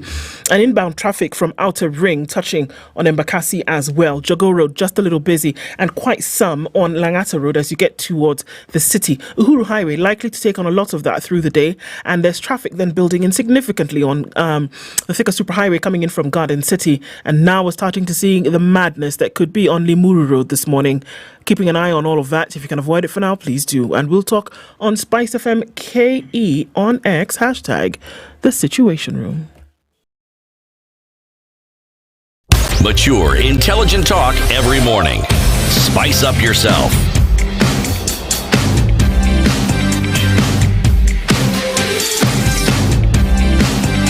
Mornings done right. 94.4 Spice FM, Nairobi. 23 minutes to 8. We are building a country where people know what's good for them and they're going for it. So one of the best ways to know whether someone knows what's good for them is if they tell you that they're subscribed to the Safaricom all-in-one package. That is somebody who is prepared for the next phase of Kenya. Because they've got freedom. And what that means is that you will never have a cut in your communication. So at the beginning of the month, whatever day you say that should be, how about you dial star 544 hash. You will get to go monthly, and then from there you will get the all-in-one package. So minutes, airtime, data, and free WhatsApp just for you so that you can make sure your communication lines remain open and you don't have to suffer a situation whereby you're not talking. It's the all-in-one package from Safaricom. Buy freedom. Indeed. Professor Prof Lumumba is still our guest. I mean, so, Prof, what needs to happen? And I know that you talk about getting angry enough. And we know that the citizen has a critical role to play as concerns what happens in their country. It's a duty that you're called upon to do. So now with 50 plus million Kenyans who are in a position whereby things are not just going right, and we know that the tone must be set from the top, but there's something that Kenyans need to do. What's that? You know, Kenyans need to demonstrate and dramatize their anger in a manner that is convertible into real action. If you look at specific areas, take for example in the area of education, we have this thing called CBC. Nothing wrong with it philosophically. But if you look at the implementation, it is wrong. We don't have the funds. What should parents do?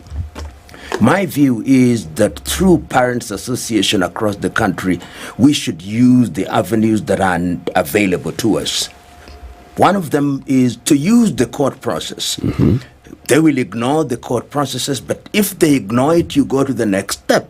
Then you take action.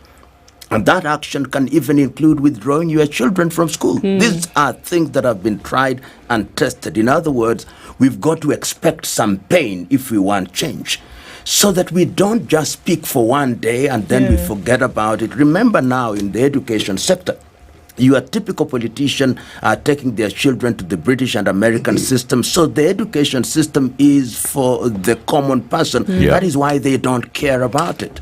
And if we acted consistently in that manner, we will send a clear message, even at the university level. Why should you be banding in students into band 1, band B, band, whatever it is? All students ought to be treated in a manner that they are in other parts of the world, and that is give loans to those who deserve it, give bursaries to those who deserve it, and this should be done in a manner that is implementable. And if you go to the health sector, one of the questions is, why are we migrating into the new system? Why must we always be changing things? How does a country build a system? If you go to the Scandinavian countries, which we can learn from in the health sector, you have a sector that is improved every other time. If there was a problem with the NHIF, explain to us how it is being implemented. This opaque approach of doing things, which ends up into a scandal, is something that does annoy. And once again, people should just say, we are not going to pay into that system. And people can create alternative systems. There have been countries where there are tax boycotts. And if that is done, I remember at one time, the Langata Karen Association went to court and said, we are not going to pay our rates to the Nairobi City Council at that time. And they were granted orders, and they used that money to improve their environment. I think that that should happen. If you go into the area of taxation, look at the usurious tax. Kenya is one of the countries where banks make tons of millions of money. If you are a business person, woe betide you if you go into the bank and take a loan. So there are things that people can do. I know there are quite a number of organizations which talk about these things. I know there are public-spirited individuals who do these things, but we are too much spectators. We expect some people to be the warriors in the arena while we watch and spectate. We must be engaged. That is what happens, civic engagement, and is something that we have seen consistently in different countries, and it can make governments change their stances.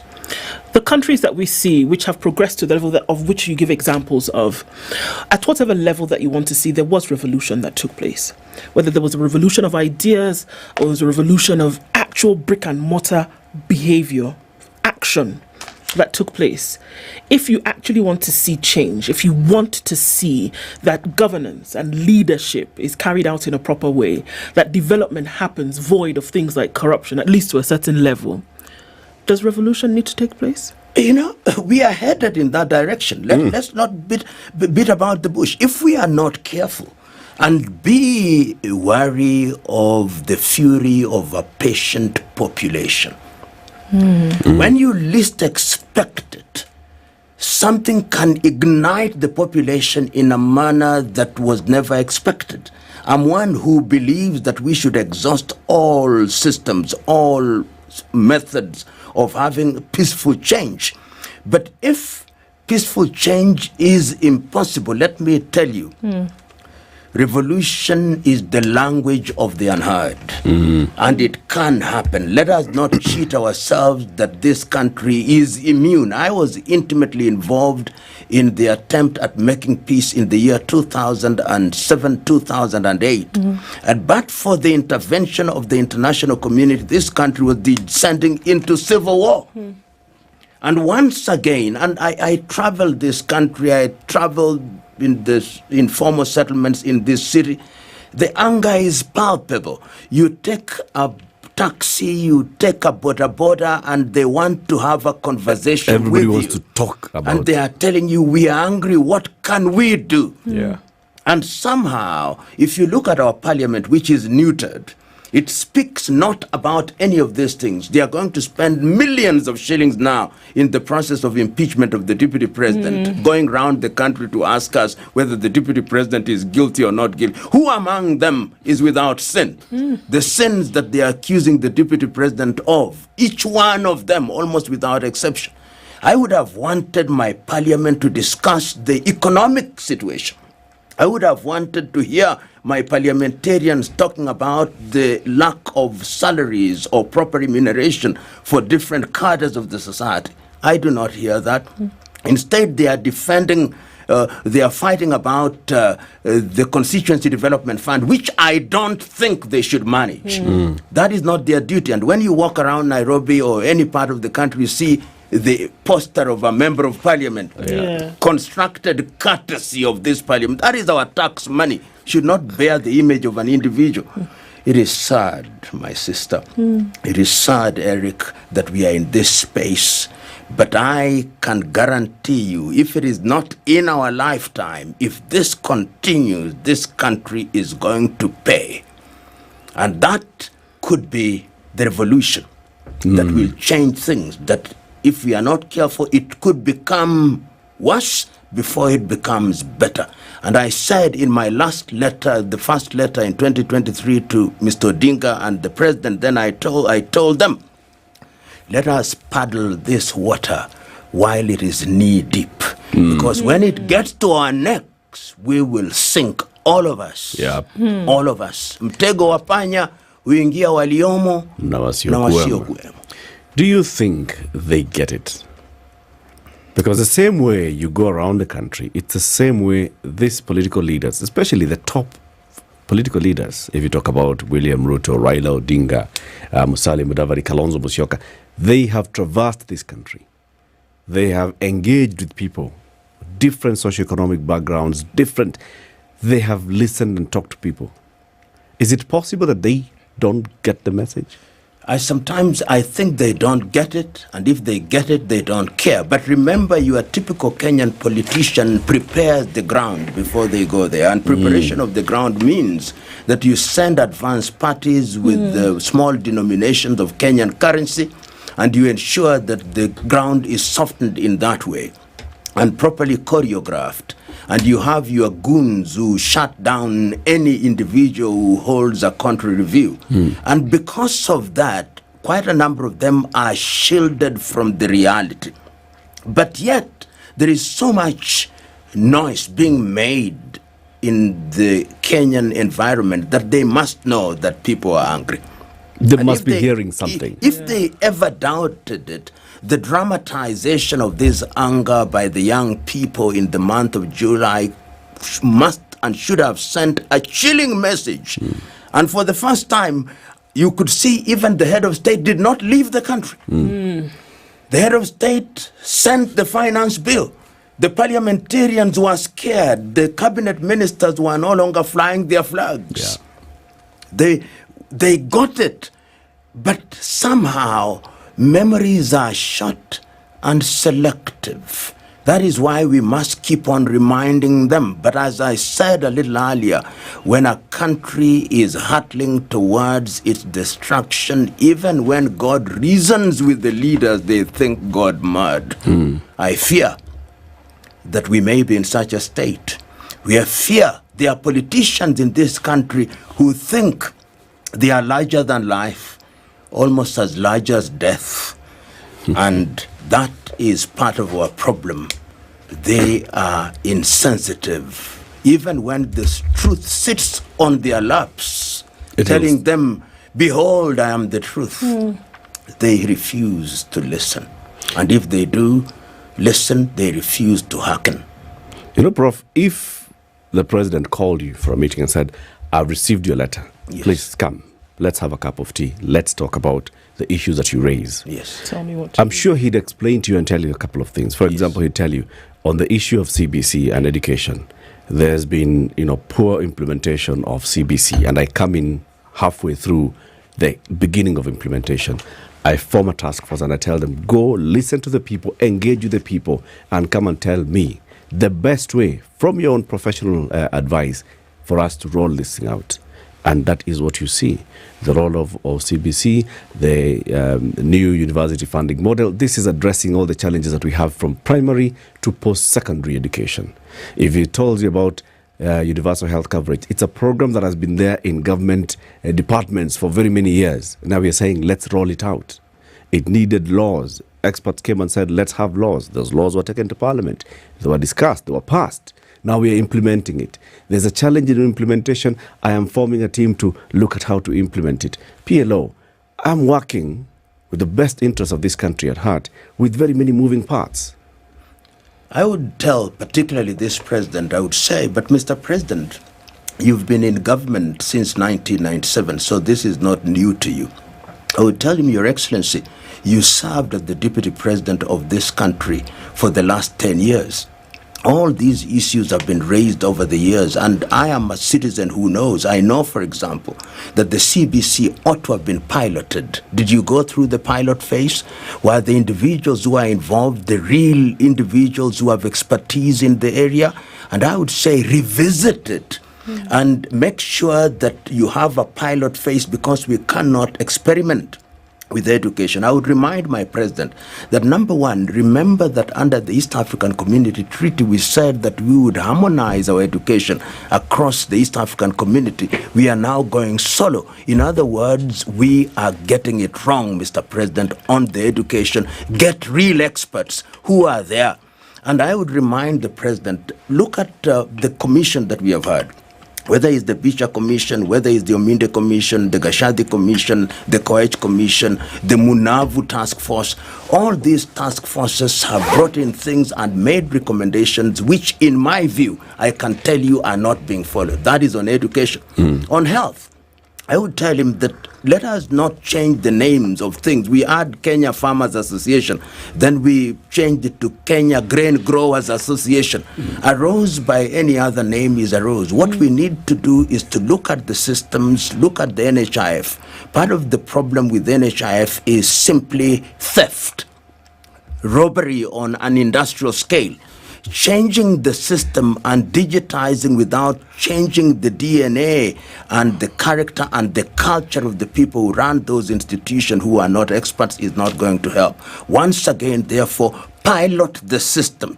And there is no shortage of individuals from the private sector who can help you in this regard. In the area of agriculture, for example, we must ask ourselves, what kind of seeds are we selling to our people? We know that Bayer and Monsanto and all these foundations, including the Bill Gates, the agenda is to eliminate and to control our food ecosystem. Let us go to the experts. In other words, we have all these. And I would tell His Excellency, look at the ADC farms that were taken. Look at the Kenya Agricultural Finance Corporation.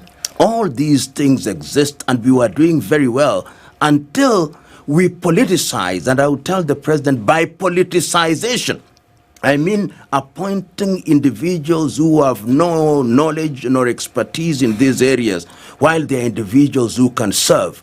And I would tell him, Your Excellency, if you did the right thing, if you put the right individuals in the right place and gave them the opportunity to serve without undue interference, with clear goals that you have set for them, then we would be on the proper trajectory. I would then lastly tell the President, Your Excellency, remember that we have promised ourselves under Vision 2030 that we are going to do things in a particular way.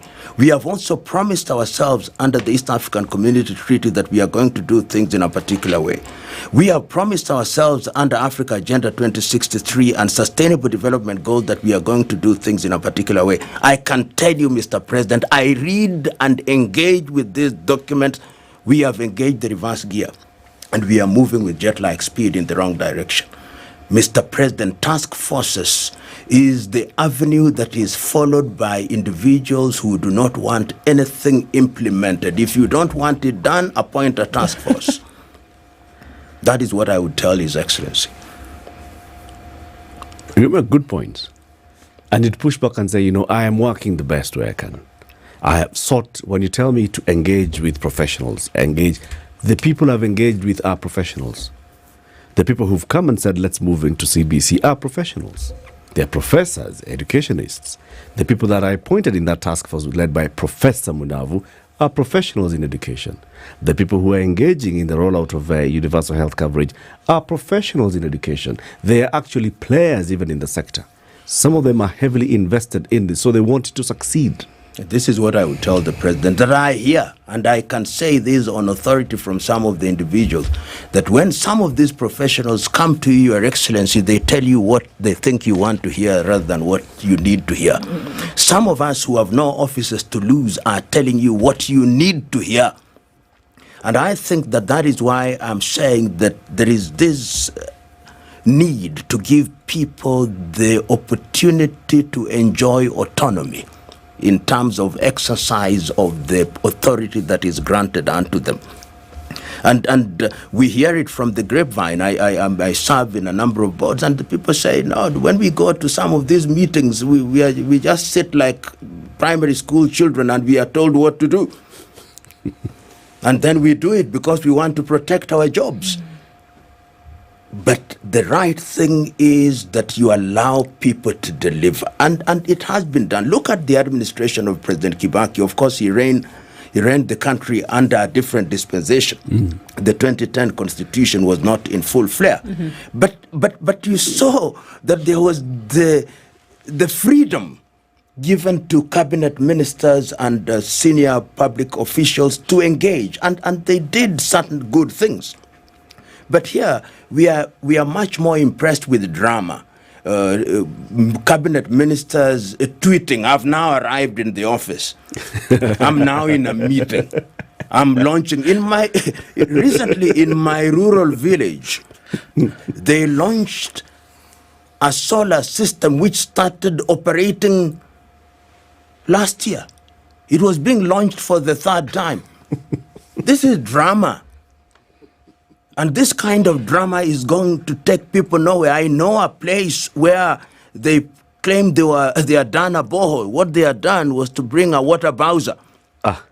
And then the individual who was launching was opening. After that, nothing. In the digital space where you say we are digitized, I attended one, and a few minutes after it had been launched, it was not working. This kind of drama and statistics, we have done this, and there is no depth, is what is making the people angry. I can give you a number of public offices today, even the police. Only yesterday in my rural home, there was a theft, and my people reported it to the police post out there. And they said, we will not investigate until you give us money. I had to call and said, are you now telling me that a crime cannot be investigated until a citizen pays money? Will you give me a receipt? Says, tell me how much money. I'm going to send it and I want a receipt. How many are finding themselves in that space? And I remember this, Eric, at one time. If despite your best intentions and your best efforts you are not delivering, then you allow others to deliver. It's not working. It's not working. Clear to yourself as well. Kubali aishe. So that the country knows imenishinda hivi. It's hard to admit. Yeah. Prof, thank you very much for joining us today and for always having time to have this conversation with us as a people. It's now time for you to leave. You can now tweet. I am now leaving the studio. I'm now leaving the studio. Thank you very much. I wish you the very best. Thank you. Keep it here for more conversations in the next hour after this engaging conversation with. Don't go, Prof. We didn't say that. We didn't mean it. Kone ujui jokes. Yeah. Prof. In the next hour, we're going to talk about just financial awareness in this economy and the way things are. You still have to live. You still have to take your children to school. You still have to think about your healthcare. You still have to think about how you're living, your daily costs. How do we navigate this? We have invited the CEO of Housing Finance HF Kenya to come and take us through the thinking from that perspective of a financial expert. And then at 9 o'clock, we talk about this UHC and the rollout into SHIF, and Moses Kuria will be joining us. These are the conversations that we're having today. This is Kenya's biggest conversation, the Situation Room. We'll tell you as well how to win 3,000 shillings courtesy of Safaricom Home Fiber and 2,500 courtesy of Loop. Download and let's engage. It's now 8 a.m.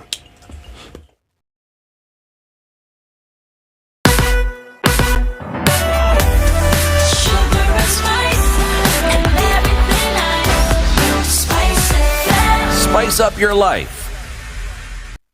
The latest news from around the world. 94.4 SpiceFM.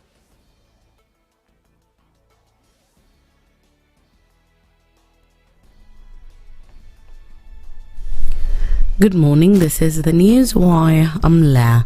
Ubaga Kirinyaga woman representative Jane Nyeri Maina has been summoned by the Directorate of Criminal Investigations over alleged plans to mobilize guns to cause chaos during a public participation exercise on Deputy President Rigathi Gachagwa's impeachment motion. According to the lawmaker, she said that she has been summoned to appear at Kerugoya DCI offices this morning at 10 a.m. The Kirinyaga woman representative has described the summon as witch hunt meant to intimidate her because of being a die-hard supporter of the deputy president. Public participation to impeach Gachagua will be held at Kirinyaga Central Constituency NGCDF offices tomorrow.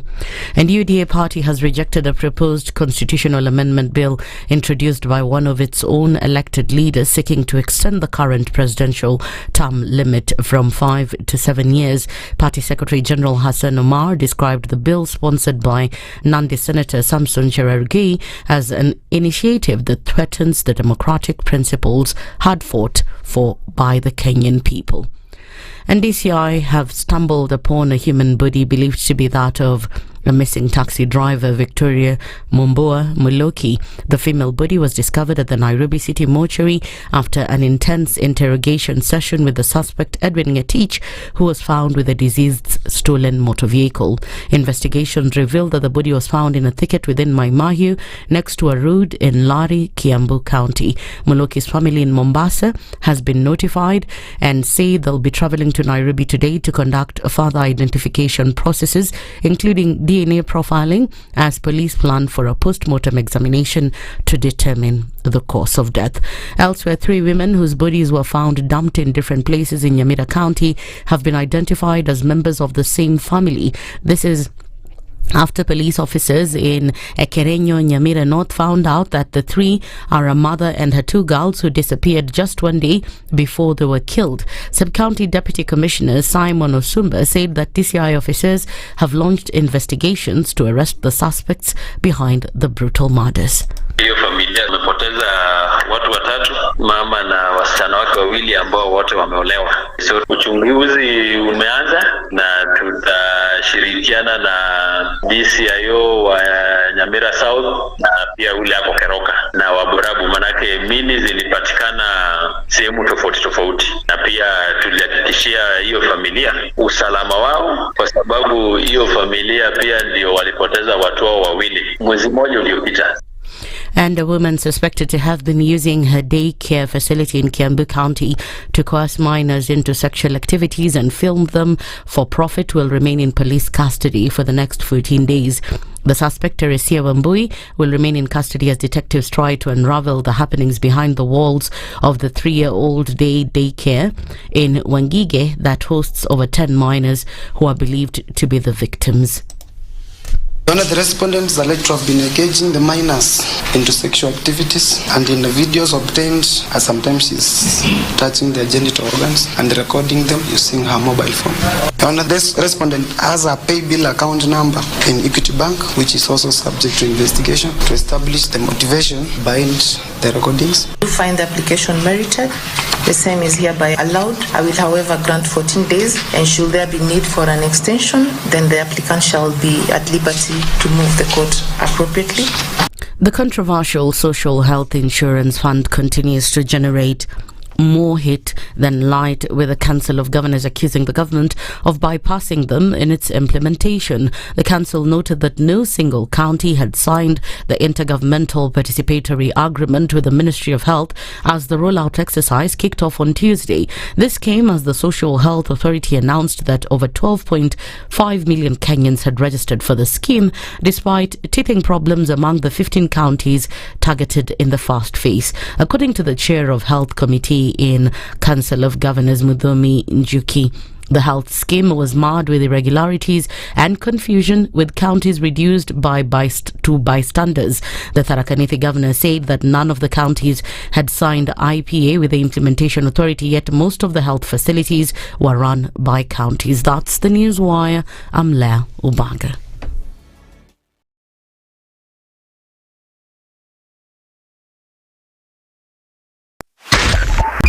.5 Spice FM, Kisumu. All right, let's see what happens in the city this morning. And there you have it. Limuru Road, very busy this morning, getting into the city. And it's going to come and want to join with what's happening right around Wangari Maathai and then getting onto Chiromo. So that's busy. It's also busy coming off Thika Superhighway. It's been that way for most of the morning. And then in onto Kiambu Road, in and outbound traffic is a thing, but it's mostly inbound because folks are creating their own lanes and doing all kinds of business. It's busy on Langata Road, coming in through towards the Nyeri Stadium roundabout. And also joining into that traffic is traffic heavy coming off of Magadi Road.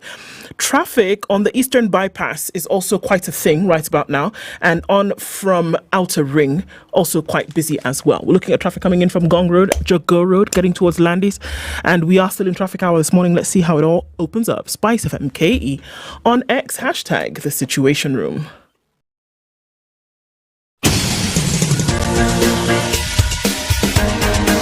This is The Situation Room, the home of hard-hitting political commentary and penetrating insights about the state of the nation. This is a talk radio experience like no other. The Situation Room, a place for hard truths, debates, and elevated conversations. The Situation Room, witty, political, engaging, deep, controversial. In the room, we have C.T. Muga, researcher, academic, seasoned political observer, a fountain of wisdom in these politically uncertain times. Ndu Okoh, Nigerian by birth, Kenyan by choice, communications expert, Pan-Africanist, a truth seeker and believer in people power, and Eric Latiff, agent provocateur, the man in the chair, seasoned journalist, news hound, a man who believes in punching up, not down.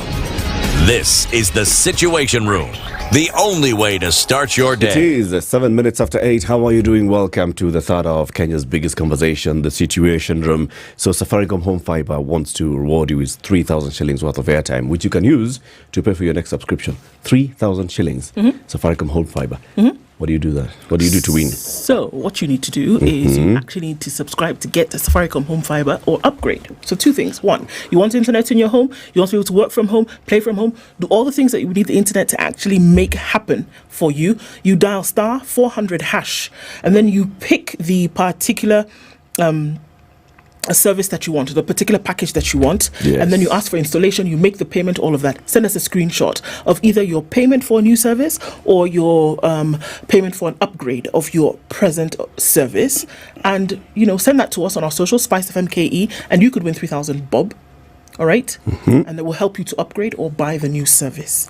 *400#. That's it. That's it. You choose a package and you have some good speeds, my friend. If you choose the bronze package, you'll just be paying 2,999 per month, and the speeds 15 Mbps. Previously, it was 10 Mbps. Safaricom said, what, Bana? We have invested in infrastructure. We can actually afford and give you better speed. So it's now 15 Mbps. If you go for silver, 4,100 a month, you get 30 Mbps. And on top of that, you can opt in to something called SecureNet. So SecureNet is where you actually choose to have added layer of security. So you can even control the members in your household and what kind of content they're consuming, right? What kind of websites they're visiting. So, of course, for the younger members of the household, you want to be you want to be a parent. And you want to know that, if you are getting online with this gadget, I have controlled the areas that you cannot go into with this particular gadget. That helps, It does. It does help.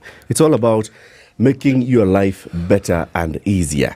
Let's then talk about now Masters of Finance, the economy, where it is Nai economy. That's everywhere now you go. Even if you're going to buy one orange and they tell you how much it is, you're trying to negotiate. Nai economy. Siwezi kata. Siwezi enda chini ya hiyo. Tafadhali. Chukua tu. Siwezi enda. Nai economy. But how do we live with this economy? We have invited somebody who understands these things and has been in this industry for a while. Robert Kibara is the Group CEO of Housing Finance. Good morning, Robert. Good morning. How are you doing? I'm good. Karibu sana to the hot seat of the situation. Asante. Yeah? Thank you for having me. You're one of the very few Kenyans who are smiling in this economy. So let's hope that by the end of this, that smile will be infectious. we will have been infected with a smile. Because where? But City will welcome you with the day's proverb. Every week City goes to an African country. He mines proverbs from that country. He brings a proverb a day. Now, your job as a guest is to listen to the proverb and give us your own interpretation. What does the proverb say to you? This week the proverbs are from the Republic of Gambia. The Gambia. The Gambia. Yes. Yes, you will definitely understand the Gambia. The Gambia. It's not just Gambia. No. There are some who even refer to it as the Islamic Republic of the Gambia. Right inside Senegal. Yes. Not too big a country, but a country nonetheless. Yes. Okay. It has one neighbor. It has one neighbor, yes. One neighbor and the sea. If you stir up water in the pond, you will bring up the pond. If you stir up water in the pond, you will bring up the pond. You will bring up the pond. Yes. Okay. So what's the question? That's the proverb. Now the question is, tell us what you think. What do you think the Gambians are telling us with this proverb? That if you stir up the pond, I think obviously the ponds usually, what is it called? Silt normally settles in the pond, at the bottom of the pond, and if you stir it up, then you bring out the reality of the pond, which is basically the silt that is settling at the bottom of it. And it says that, I think it means that some matters are just better off being left to rest or to just stay the way they are. Otherwise, if you stir them up, you're going to bring out the reality of things. Yeah, the sleeping dogs lie. Yes. Yeah, sort of, yes. Wachana nayo. Wachana nayo. Wachana nayo. Imekuuliza? Wachana nayo. We wachana na hiyo kitu. You will bring up the pond. Wachana nayo. Look at this one. Okay. Housing finance. We actually called HF Group. HF Group. Hi. HF Group. The journey. When this guy was taking his first mortgage. Yes. No. When his uncle was taking his first mortgage. He took from Housing Finance Corporation of Kenya. Yes. Right? Yes. Then took from Housing Finance. Some people have heard it as HF, HFCK. Now it's HF Group. Give us this journey. How old is this company? So our company was started in 1965. It's been obviously long. Started as a mortgage company. Then, and of course, we were also building houses. So one side builds the houses, the other side sells the houses or mortgages the houses. And that time it used to be called the names that you have talked about. Over time, we have evolved. Now we are called HF Group. We have 3 companies within HF Group. We have HFC, which is the bank. The bank basically is a full-service bank, not just a mortgage company. We do mortgages, but we are a full-service bank. We also have a property company, HFDI, which is basically the company that has built the most number of houses in Kenya, 18,000. But we do more than that now within that company, and we have an insurance business called HFBI. So those 3 companies, HFC, HFDI, HFBI, are what forms HF Group. Okay. Yeah. Okay. So what does the bank now do? The bank is... if I wanted a mortgage, yes, where do I go? You can come to us. We have HFC. Yeah, you can come to HFC, which is the bank. Okay. But the bank also now does full service banking. So SME banking, personal banking, diaspora banking, institutional banking, commercial banking. We serve a whole spectrum of our customers' needs. So yeah, we are no longer just we are a mortgage company that does full service banking. Okay. Yeah. Okay. That's what I can say. And then the property development. The property development company does that. We do develop properties on behalf of our clients. Say, for instance, we work with the large homeowners. We have a solution called Landowner Wealth Management Solution, where we allow people with the land, we give them our expertise. So, for instance, we master plan, we design the properties, we do titling process, we design the houses that are going to be there. We even sell on behalf. And we've got probably right now about 3,000 different properties, both our own and those belonging to our clients, all legitimate. And the good thing about us as a company, for all the years in a world that has full of scamsters, for all these years since 1965, we don't have a single failed project. We have delivered a title deed to every customer who walked our doors. How have you been able to do that? Because we do really detailed due diligence of any property that we get into. We do what is called root searches, the origin of the land. From when it started. The green paper was a road card. Not even just green card. We just go back to when the property started being registered, sometimes even before independence. And we follow through to ensure how did it change hands, detailed due diligence, so that when you're buying with us, of course, we have got to protect our name. When you're buying with us a property, then you know that property is very, very well. We've done enough due diligence to ensure that it's actually safe to buy. So that is how we have managed to obviously do these things. And we've got a lot of, if you're interested, you can go to our website. We've got a lot of properties listed there. Yeah? Yeah, we see them all the time. Yeah. And then do you now have an insurance arm as well? We have an insurance business, not an insurance per se. We originate insurance. We do insurance within, we work with insurance companies to forward insurance to them. So, for instance, in all our transactions, insurance is involved. If you're buying a home, you need insurance. If you're buying a car through us, insurance is involved. So all this insurance, obviously, we give preferential rates to our customers, and then we forward that to preferred insurance companies. Of course, very well vetted insurance companies, so that then you don't lose your money, or you don't have a problem if you need to claim. Yeah. It's been a journey. Yeah. So it seems like the blue-eyed boy for the group over time has been mortgages. How come that stood out over time? Beyond everything else. Yeah, we were formed as a mortgage company. We were started as a mortgage company. In fact, the reason why this company was founded was to enable indigenous Kenyans to own homes. Yeah. To own homes. So we've lived true to that. We still originate of all the banks, I think, between us and one of the other large banks. We originate probably half of all the mortgages in Kenya today. And obviously, we are enabling now clients to own mortgages through affordable housing, through the Kenya Mortgage Finance Company, with interest rates of about 9.5%. So what has happened is that we've stayed true to that. We still do a lot of mortgages, and of course, we play in property. But to basically build a more sustainable business and to serve more of our customers' needs, then we do all these other full-service banking solutions that we have. And that's going very well. When you talk about 18,000... and counting. Yeah. That footprint is big. Yes, it is. Okay. Footprints need a name. Yes. Tell us some of the more remarkable achievements that you've had that people know? Because they're probably within sight and we see them, but we have no idea that it was. It's amazing. It's an interesting story. Yes. You know, we built Woodley Estate. We built Buruburu. We built 5,000 houses in Komarok. We have more recently built houses.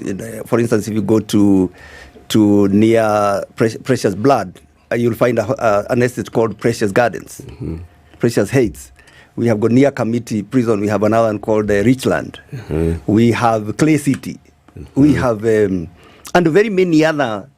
We have built properties across Nairobi in multiple places. In terms of mortgages, we've done close to 60,000 over time. Where? Yeah. Over those years, and for now, you as Robert, in the many years that you've been in banking, the financial services sector, if I were to ask you whether Kenyans are financially literate, yes, what would be your honest answer? Yes and no.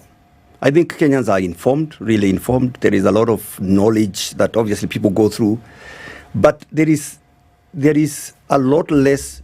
Just the fact that people really get scammed a lot through very basic things that you can just wonder, really, how did you get scammed in this one? There's the fact that people really get scammed a lot in either these pyramid schemes or things like that. You hear, like there was a recent one in Eldoret the other day, just tells you that there is need for a lot more financial literacy. People just understanding how do things really work in the financial world. If somebody comes and tells you that I'm going to pay you interest of 20% a month, that's a scam. 100%. Right off. You don't even have to think. It doesn't matter. You don't have to check. 10% or 15% a month. What business are they doing to benefit themselves and benefit you at the same 20%. Time? Yeah, it's a scam. It's as simple as that. Things don't work that way simply.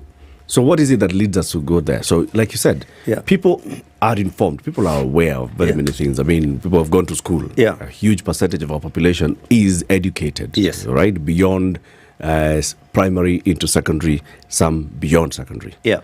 But then there's a difference between just having knowledge and having the right financial knowledge. Yes. What's that gap?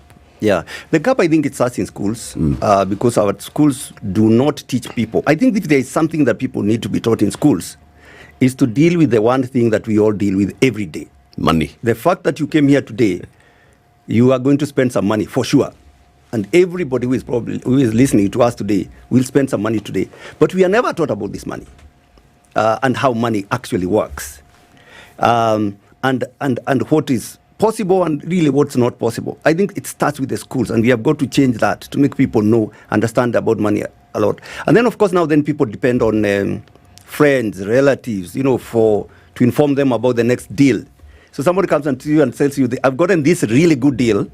They are paying us 10%, or there's this opportunity. And then because somebody you know and trust is referring you to something, then you tend to believe in it without checking. Without checking. I think most of us, the most trouble we've gotten into is as a result of due diligence. Influence from just somebody you trust and say, you don't check. Come on, that's enough due diligence. That's enough. I know this person. I have spent so much time learning and interacting with Robert that I trust Robert. So if Robert has done the due diligence, then by extension, I have. Exactly. That's how we get into trouble. Do you think the issue is in school or does it start from home? City has mentioned this a number of times before. Yeah. How many homes actually have conversations about money in front of children? Or where children are involved in conversations about money, just to start understanding money from that basic, where you can see domestic budgeting. And they can see the budgeting is about money, why we are buying this, why we can't buy this, why we should not buy this. Those conversations are really held. I mean, like I remember my own father, the longest discussion we used to have about money is, I don't have money. Oh, where's my change? Yeah, where's my change? That's it. See the person even before you ask. So... yeah, but honestly, a lot of people also do not know a lot of things relating to how money works. Yeah, and money works like a river. Some people live next to a big river. Some people live next to a small river. But money will always come and money will always go. Your money, the money you earn, will always come to you and it will always go. What it leaves behind is what.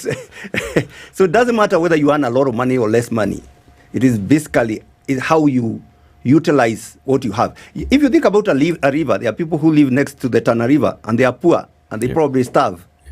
And there are people who live next to a stream and they make the best use of that stream. Money is the same. Some people earn a lot of money but have absolutely nothing to show for it.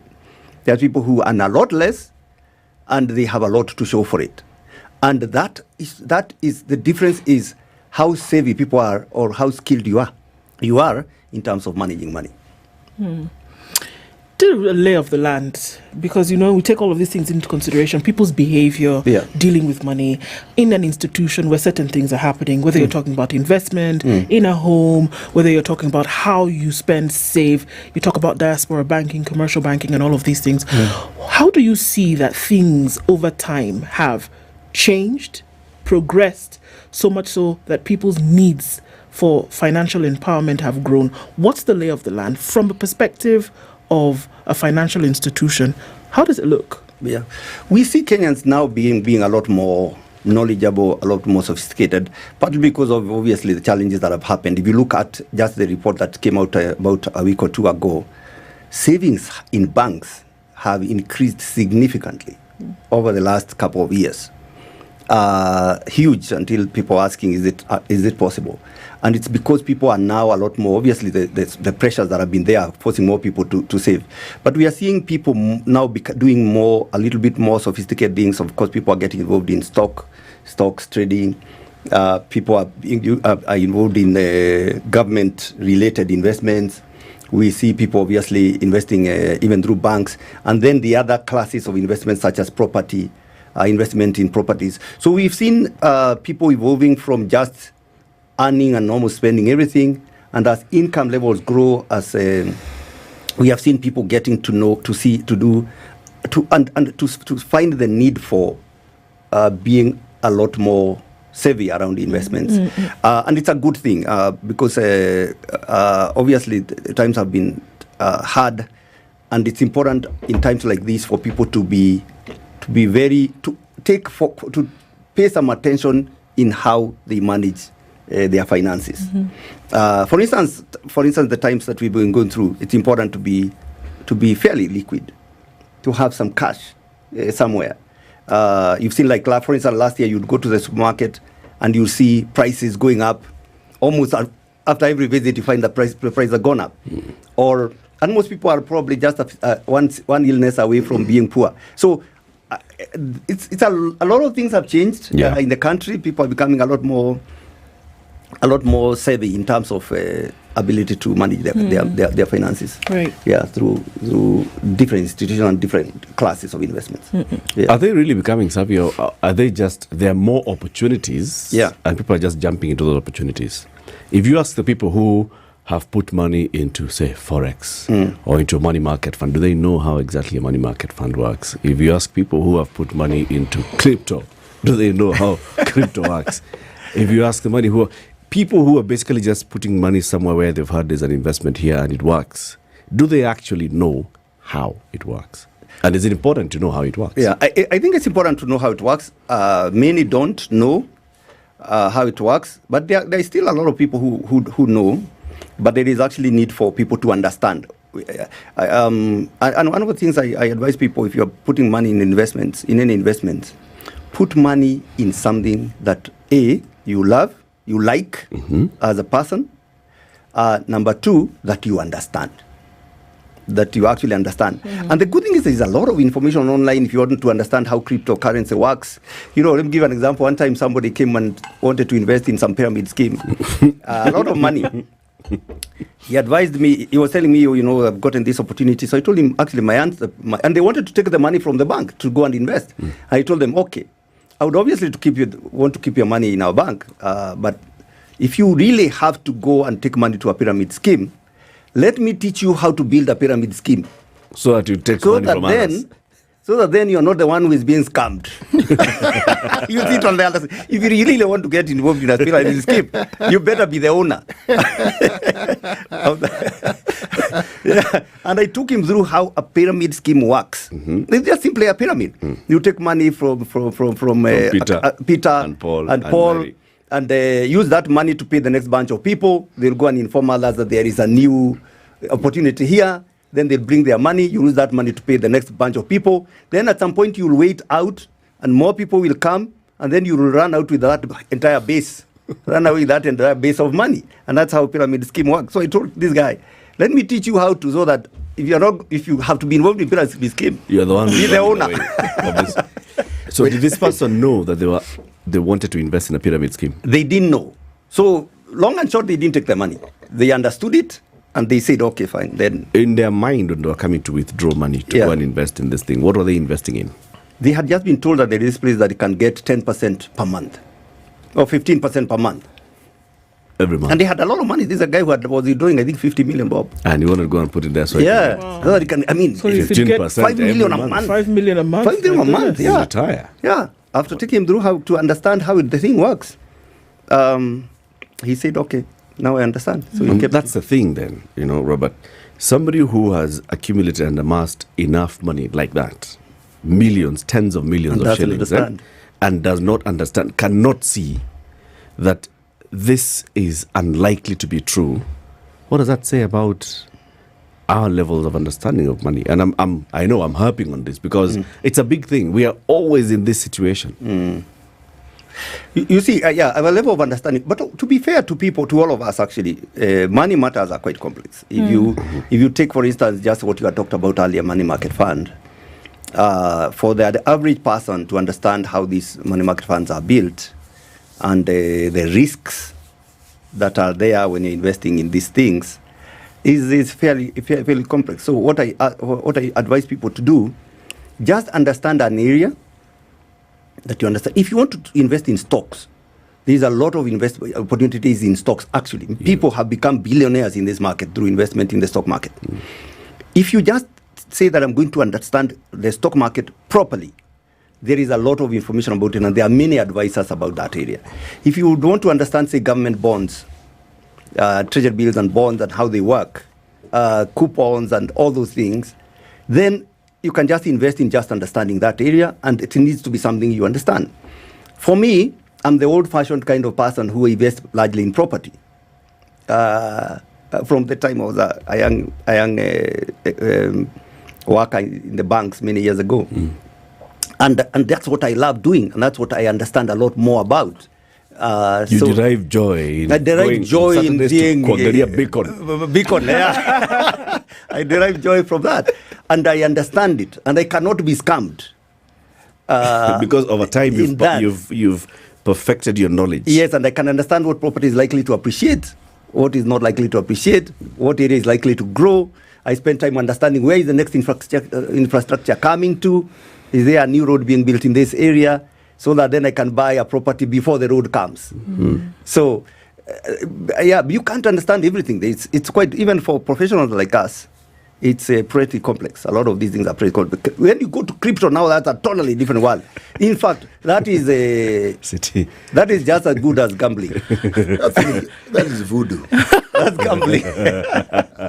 I mean, anyway, when you said, I want to take you back to... Let's take a break, City. Shall we take a break? Yes, please. Let's take a break. Yeah. Yes. Robert Kibara is the group CEO of HF Group. HF Group is what you formerly knew as Housing Finance. They are rebranding. They're calling themselves the HF Group. It has 3 arms. There is the banking arm, HFC. There is the property development arm, HFDI. And there's the insurance arm, HFBI. Yeah. We'll continue this conversation shortly. Our focus today is navigating wealth building in Kenya's economic landscape. So how do you build your wealth in a way that actually you can build the wealth, not just putting money somewhere and expecting that it appreciates. Wait. This is the Situation Room. The only way to start your day. Seal the deal every day with the all-in-one plan from Safaricom. Get data, minutes, and SMS all-in-one on-the-go monthly bundle plan from Safaricom. Tune into the Situation Room every Monday to Friday as we unpack the all-in-one monthly plan from Safaricom. Safaricom is for you. The weather with SpiceFM. Sunny conditions in Nairobi. We'll see highs of 23 and lows of 13. It's 14 and sunny in Nakuru with highs of 25, and we'll see highs of 24 in a partly sunny Nyeri at 16. Looking into sunny conditions at 18 in Eldoret, we'll see highs of 24 and lows of 11, while Mombasa will be sunny through Thursday, going to highs of 31 and lows of 24. We'll see highs of 30 and lows of 25 in a sunny Malindi. It's sunny at 22 in Kisumu, highs of 31, and we'll see highs of 29 in Kakamega, coming down to lows of 16. It's now full-on rain after the showers in Kampala. At 20, we'll see highs of 28 and lows of 17, while in Dar es Salaam, it's pretty sunny at 25 with highs of 31. 7 degrees and slightly warmer in Johannesburg with highs of 21 and lows of 6, and it's a sunny morning in Mogadishu, currently at 28, going to highs of 31. At 18, Addis Ababa is sunny, highs of 22 and lows of 12, and it's mostly cloudy at 26 in Lagos with highs of 30. Mostly cloudy conditions in Kinshasa at 25 with highs of 32 and lows of 24.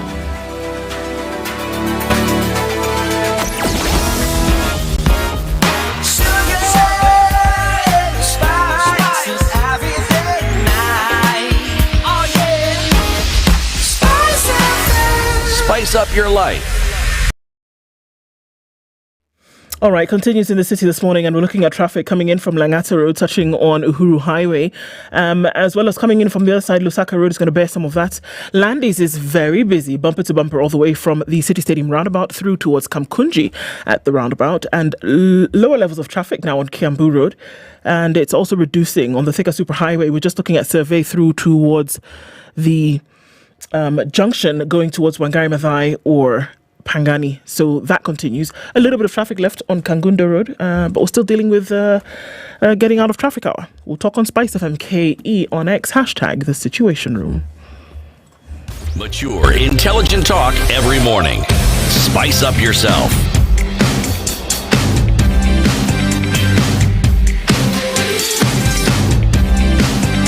Mornings done right.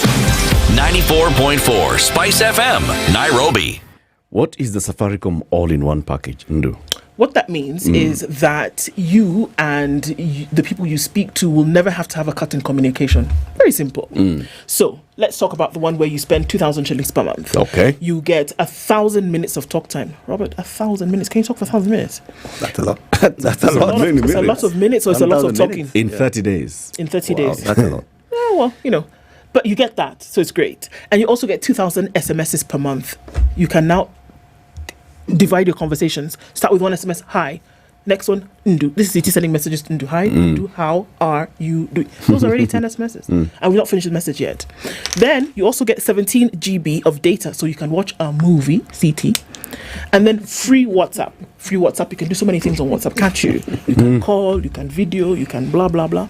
So the all-in-one means that your communication will never get cut off during the month. So pay once and have access to all this communication, and you never have to worry if you're going to hear the teet, teet, teet, or the message did not go through because you dialed *44#, and then you went to option 4, which is go monthly, and then thereafter you went to the all-in-one package, you selected and you paid. And then guess what? You can win money. Yes. Always. Robert Kibara is the group CEO of HF Group. He's our guest this morning. Muza, you had a question? Yes. I want to take our guest a little back to something he said about the increase in savings that we are witnessing in the country. What are we witnessing? Is it that more money is being deposited, or is it that more people are now depositing money? It's actually both. So more people are investing in or saving, putting in savings in banks. Yes. And so that has been growing over time, actually, just through this period that we've gone through. Right from COVID time, we've seen more people saving in increasing amounts over time. But also we've seen people saving for houses to buy. The affordable housing, by the way, has also spurred savings because there is a deposit that is required for affordable housing. So we, for instance, as we've seen in HFC, we've seen people investing in something called a housing development bond, which is where you save, you earn interest as you prepare to book a house in the affordable housing schemes that we have. And we've got also a product called Nyumba Yangu, where you can be able to save for your house. And it's an accredited affordable housing saving scheme. But generally, overall, across all banks, we have seen people saving more. people saving much more than before. Perhaps just thinking that because times have become a bit tougher, I need to have a little bit more. And also, I think it goes without saying that it's important to have, in situations like what we've had, especially with a bit of uncertainty around cost of things, although this year is a little bit better, we have seen people wanting to put away some more money aside. And that's good for the country. It's not good for the economy because the more people spend money, the more economy does get spurred. But it's good for households. So are they saving more money in Kenyan denomination, or are they saving it in foreign denominations like the dollar? There's a whole group of people who have stashed a lot of dollars in banks. But that's a small group of people. Most of the rest of us have put saving in shillings.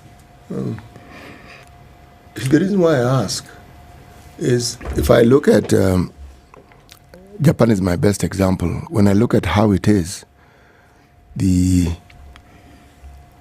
culture in Japan and the saving culture in that part of the world, it is serious. It is. It is absolutely serious. But it also enables the government to borrow, which means it enables the government to do things that ordinarily it could not do. Yeah. But it also helps them in that they are borrowing in their own denomination. So the vagaries that we have to deal with because we borrow in foreign denominations, they do not have. Now, does that therefore mean that if we have more money now available, the government clearly enjoys borrowing, this government that we have, should then there not be a corresponding move in development vis-a-vis the borrowing that the government does? Because there is money to be borrowed. Yeah. And the government does borrow. Yeah, that's true. So, it doesn't necessarily follow.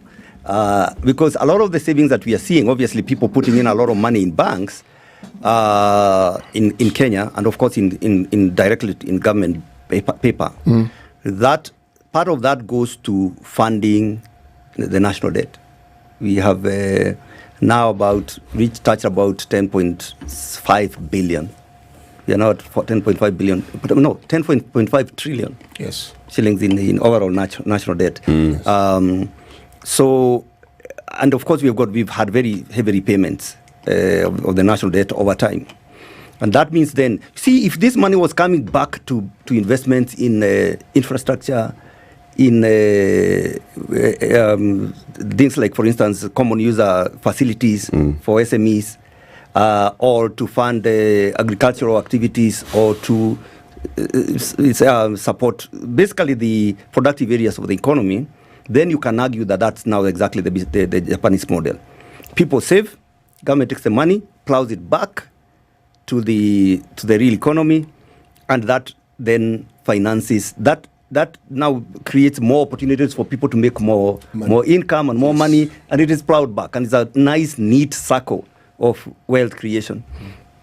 The challenge we face is that a large part of that money actually goes to service the national debt, which then does not necessarily come back to people, to the real economy. That's really just where the issue is. But it's generally good for households to save. It's generally good for households to save, and it's good for people to develop a saving culture. Also, we are very used to investing in, for instance, plots and properties and all that. And it's just good to mix your investments, to mix what is liquid and what is illiquid. If you have an illness in the family and you need to sell a plot, you might not be able to do that within the days perhaps required to be able to raise the money. So there's need to balance between illiquid assets and what is liquid. So balancing between savings through whichever means that one does save, and also some of these other classes of investments that are a little bit less liquid is a good strategy as an investor. What would you advise? What would the percentage look like? Liquid and illiquid investments? For me, I see that it's good to have different classes. So there is a continuum, for instance. Cash is very, very liquid. You just go to the bank and withdraw your cash. It's there. Even if it's a fixed deposit, you can break the fixed deposit if you have to, and take care of what you need to take care of.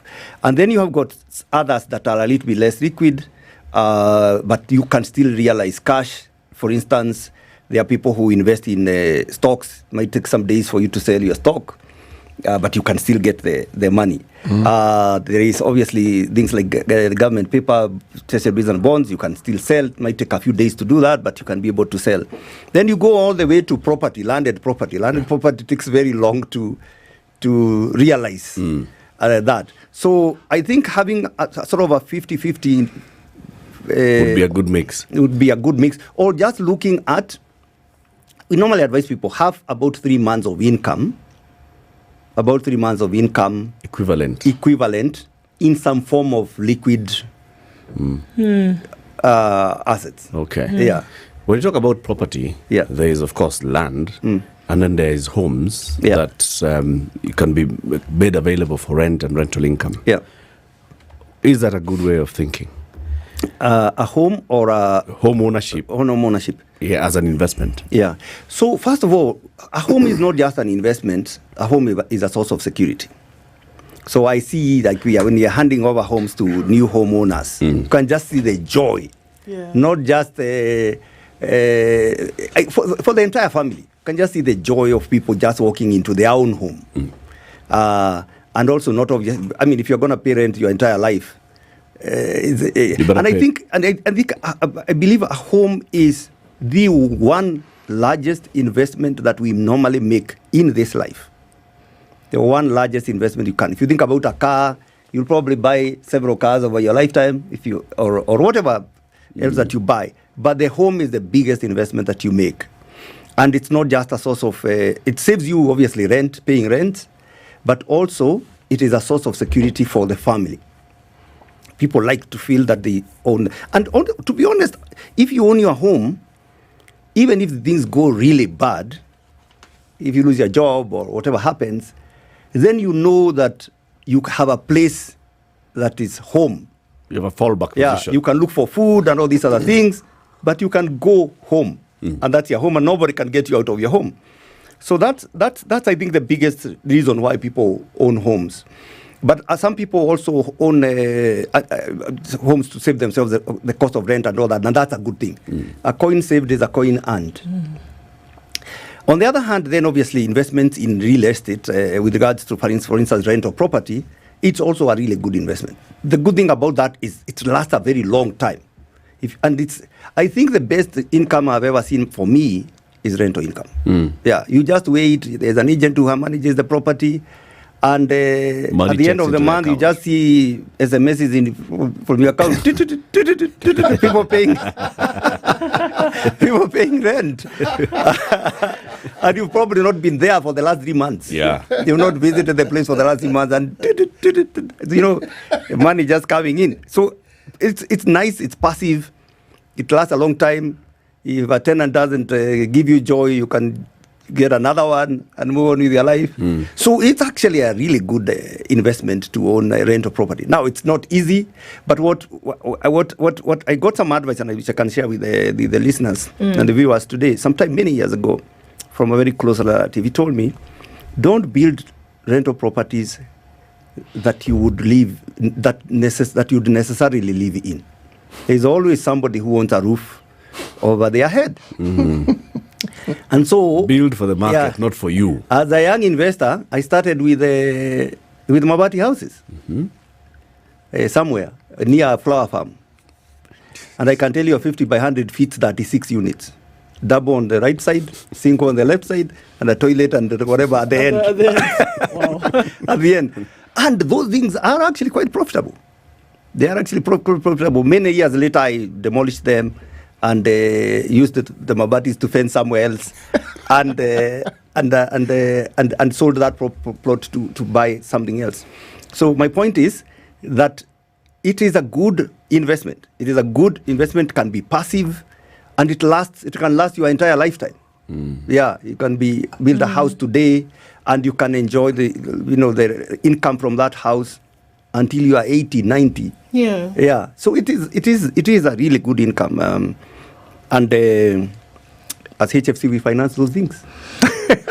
If you look at quite a high population, rather a high population of percentage of the population, is that a place where folks are struggling with finding an extra coin to do one or two things, and that's in the majority. Yeah, the majority is. Yeah, so what would be the advice? I mean, we hear it all the time that nothing is too small for you to put aside, nothing is too small for you to invest.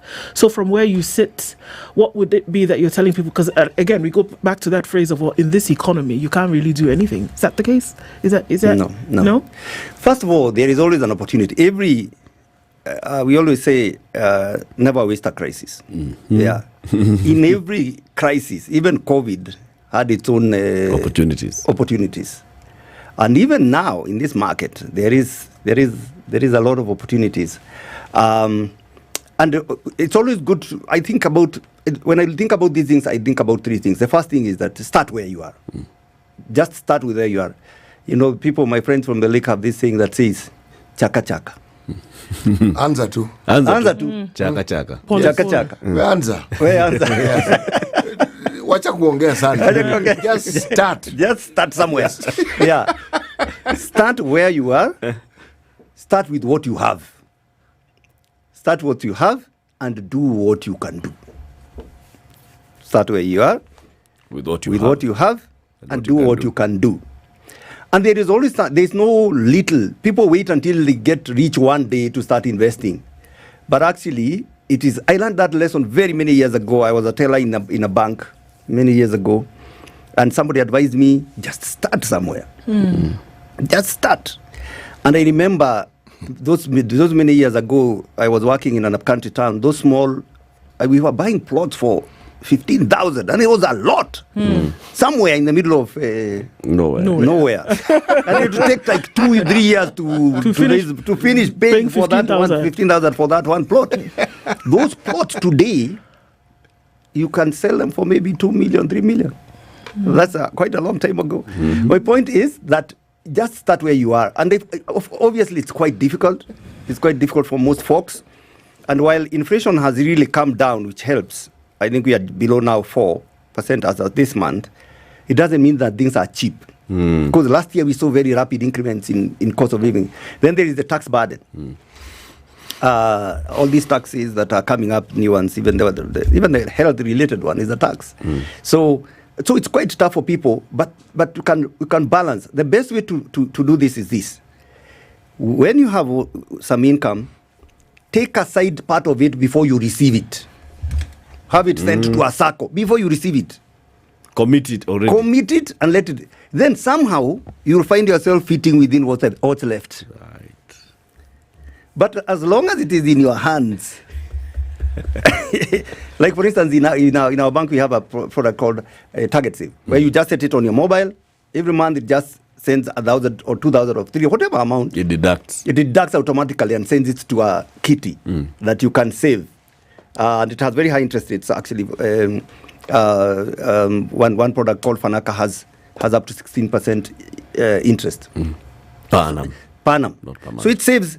Not per month. Per annum. Yeah. You can save, but the best thing is to have it deducted upfront before you touch it. Yeah. That's what I can say. No, that is actually very true. What you're saying is absolutely true. The literacy that Eric spoke of, I don't think it is a lack of literacy, but it is the literacy that people are attracted to. Yeah. Because people have this idea about what they think or believe is a good investment. Yeah. Land universally is accepted. Yeah. As a good investment, and that's why there are many scammers in the land business. Yes, that's true. Because it is understood people want to buy land and they value it, and it's good because when you have a growing population like ours, you don't see a time when land will not be valuable, and it is true in the foreseeable future you do not. But I look at some of the more developed countries where you will find that many people actually opt to rent instead of buying houses.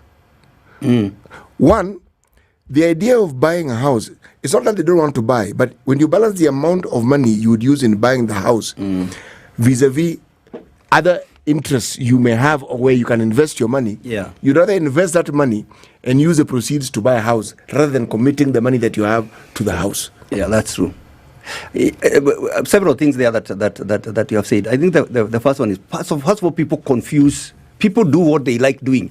You see, what is worthwhile is not always easy. Yeah. If you think about the things that you have ever done in your life, actually, the biggest ones. It is never, no, not always. It is never easy. It's never easy. Yeah. The things you've ever done in your life that you are proud about were not easy. If they were easy, anybody could do it. And so that discipline of doing what is right and not what is easy is a good stage to start. But also, honestly, sometimes people confuse either speculation with investments. Right. There will be somebody who will genuinely say that I am gambling for investment. Gambling for investment. Yeah. You're gambling as an investment. Or somebody will say I'm buying a car and it's an investment. It's not. Anything that removes money from your pocket every month is not an investment. And it's depreciating in value. It's depreciating in value and removes money from your pocket literally every month is not an investment. An investment is ideally something that puts money into your pocket. And the more passive it is, the more passive it is, the better. The more it doesn't require you to do anything about it. It's basically your money working for you. And it can start with even small amounts. Very, very, very small amounts and grow. So people like what they like to see. And of course, the discipline is not easy. But the more you practice, in fact, the more you save, the more you can save. The more you save, the more you save, the more you can save. When you start small, chaka, and then you find yourself. You find yourself, because it reinforces that. It reinforces itself over time, and the more you can save, the more you can actually save. Some people also confuse investment for business. Business is very different from investment. If you go and buy whatever maftata and you want to sell it in a shop, that is business. You can make money or not. An investment is when you have made some money, you have squirreled it away somewhere where it produces a return. That is an investment. So a business and an investment are two different things. Business, you can make a profit or a loss. An investment adds money to your pocket. You know, all these things you're saying, you can clearly see them. You know, for you they're clear. Yeah, they are. All those things you're saying, for many people, we hear them all the time. But then, because of the so much information, you're then lost in, okay, so which one makes sense, what doesn't? For example, if you just give the various investment options available, then someone is confused, so which one do I start with? Because this person came yesterday and told me this, the other person comes tomorrow and tells me this. Every new person makes their sound like it's a better one than the previous one, you know? So how do we, for example, as HF, do you have a branch, a way where we can come and ask questions and learn and know how to check?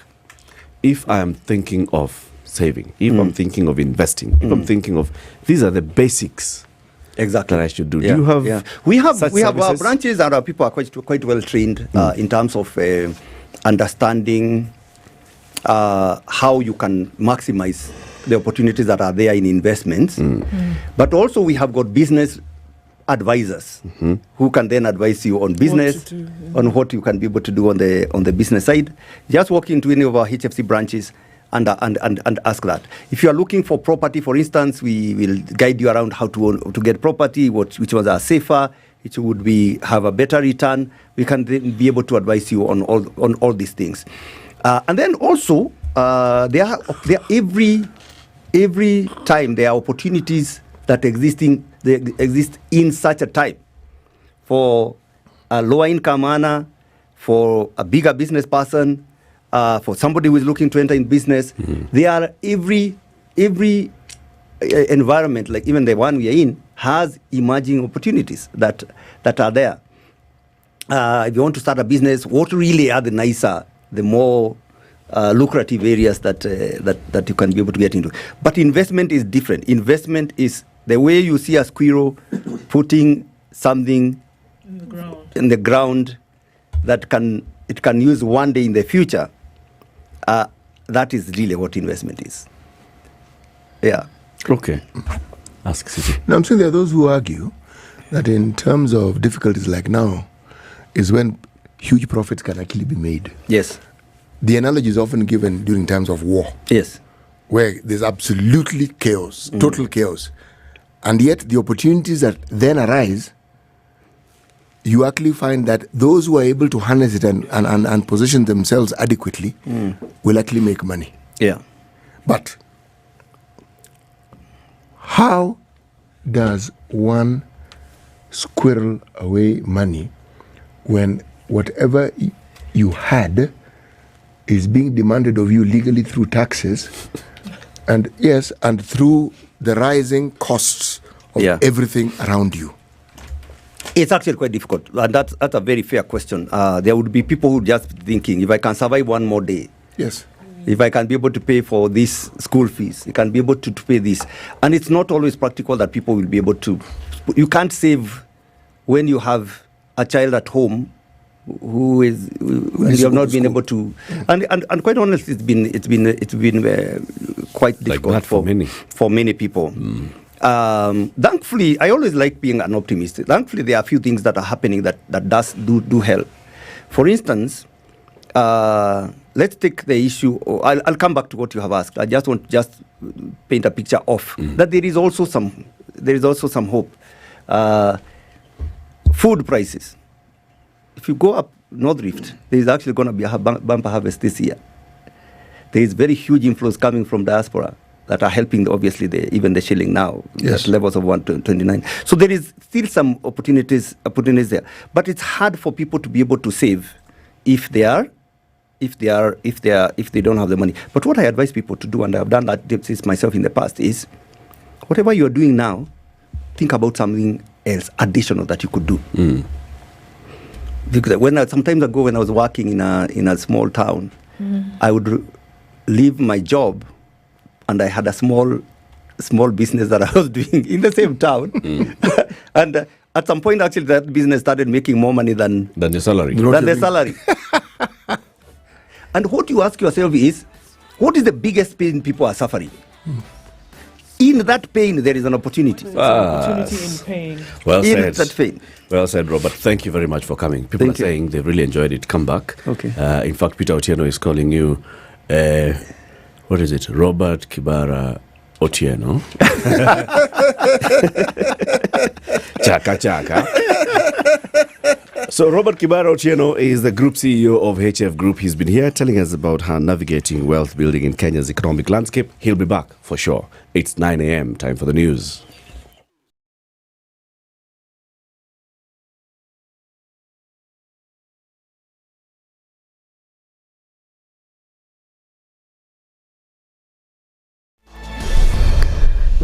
Good morning, this is the news wire. I'm Leah Obaga.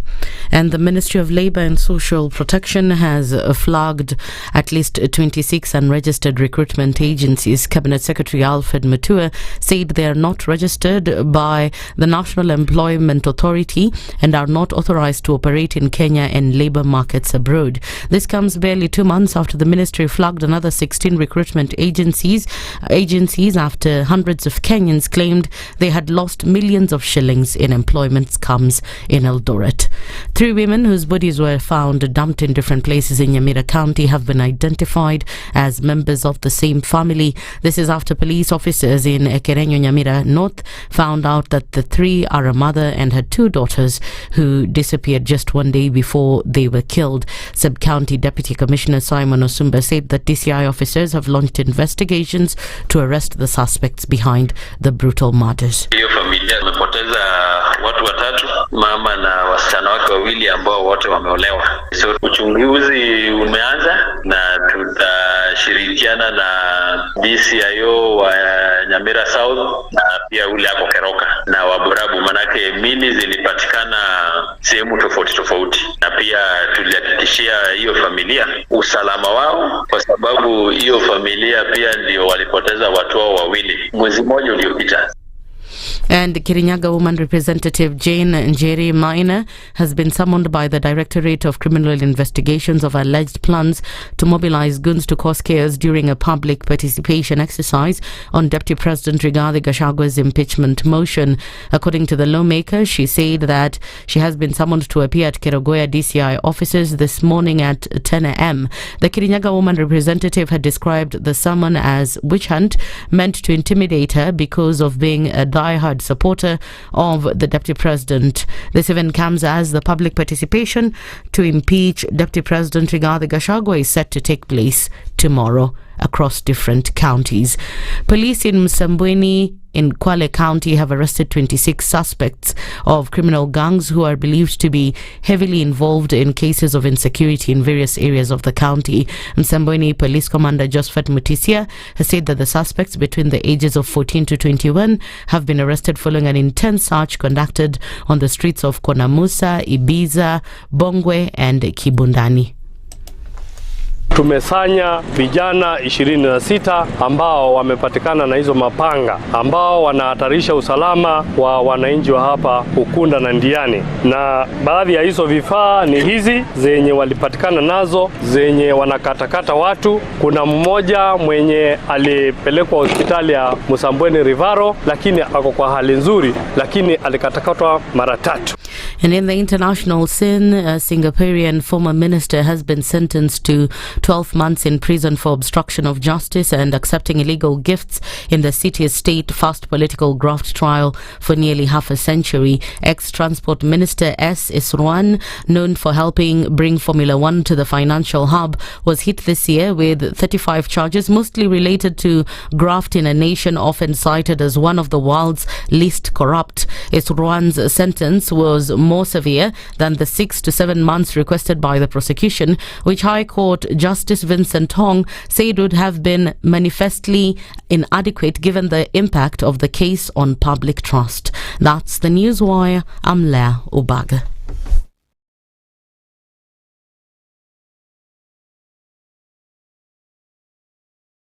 .4 Spice FM. Nairobi. Okay, where are you? What's happening with traffic? If you're on the Thika Superhighway, then you're all right, at least until you get to Survey. Then it's going to slow down just a tad as you get past that and try to find your way either towards Muranga Road or towards Wangari Maathai. As you get onto Wangari Maathai Way and trying to find your way then towards Chiromo, all this business inside Parklands, there's some traffic. There's also incoming traffic from Limuru Road. So that's one we have to deal with. But again, it's not too bad. Kangunda Road, a little bit of traffic as you get towards Outer Ring. And as you come off of North Airport Road in from the Eastern Bypass, no traffic here at all. So I think we're doing all right for a Thursday morning. A little bit of that left on Gong Road as you come in towards the city. It's all a watch and see kind of thing. If you're stuck in it, won't be for too long. Let's talk on SpiceFM KE on X, hashtag The Situation Room.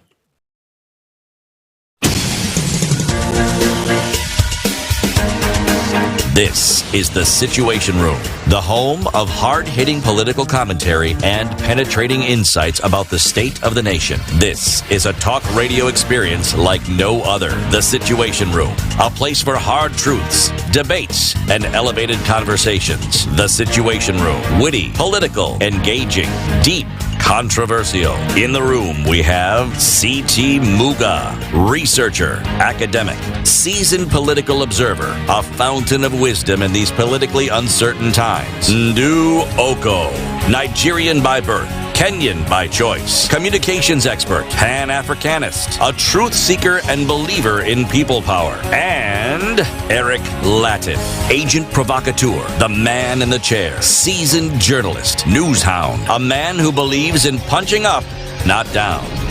This is The Situation Room, the only way to start your day. It is 6 minutes after 9, coming up to 7 minutes after 9. How are you doing? Thank you for keeping it locked on SpiceFM, on KTN, on YouTube, on Facebook, on X, on TikTok, everywhere that you follow this conversation on. City, you know, there's somebody who's watching this now. Yes. And it's not now, like 7 minutes after 9. They're watching this weeks after the show aired.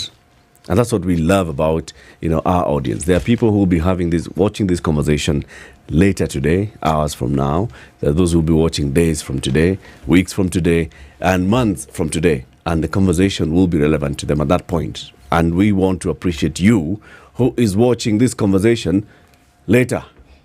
Okay? This is a dedication to you. Now, let's talk about the now. The NCBA looked at how people are just, juggling things in life, one thing into the other. It's you want to go into the bank, then you go into the bank, you withdraw money in cash, you walk over into the M-Pesa place, you deposit the money into M-Pesa, and then you send it to your workers, and it's too much. No. Or you want to remove money from account A to account B, so that account B then can help you move money from... They said, you know what, in this era of digital transformation, how about we create a platform that actually serves all these things into one? They did that. And they said, what does it do? It gives you all these services one after the other. Your life is basically a loop. Yep. You wake up in the morning, you've got bills to pay, you've got transactions to make, you've got savings to do, you've got decisions to make, you want time to save. All those things are in a loop, and they called it loop. Exactly. Because running around is so 2003, You can actually get all things done. It's so kibaki. It's so kibaki. I told you about my Gen Z employee who, one time we're having a conversation, you're brainstorming about a pitch you're taking to a client, and you put up some ideas, and she was like, Psh, that's so kibaki.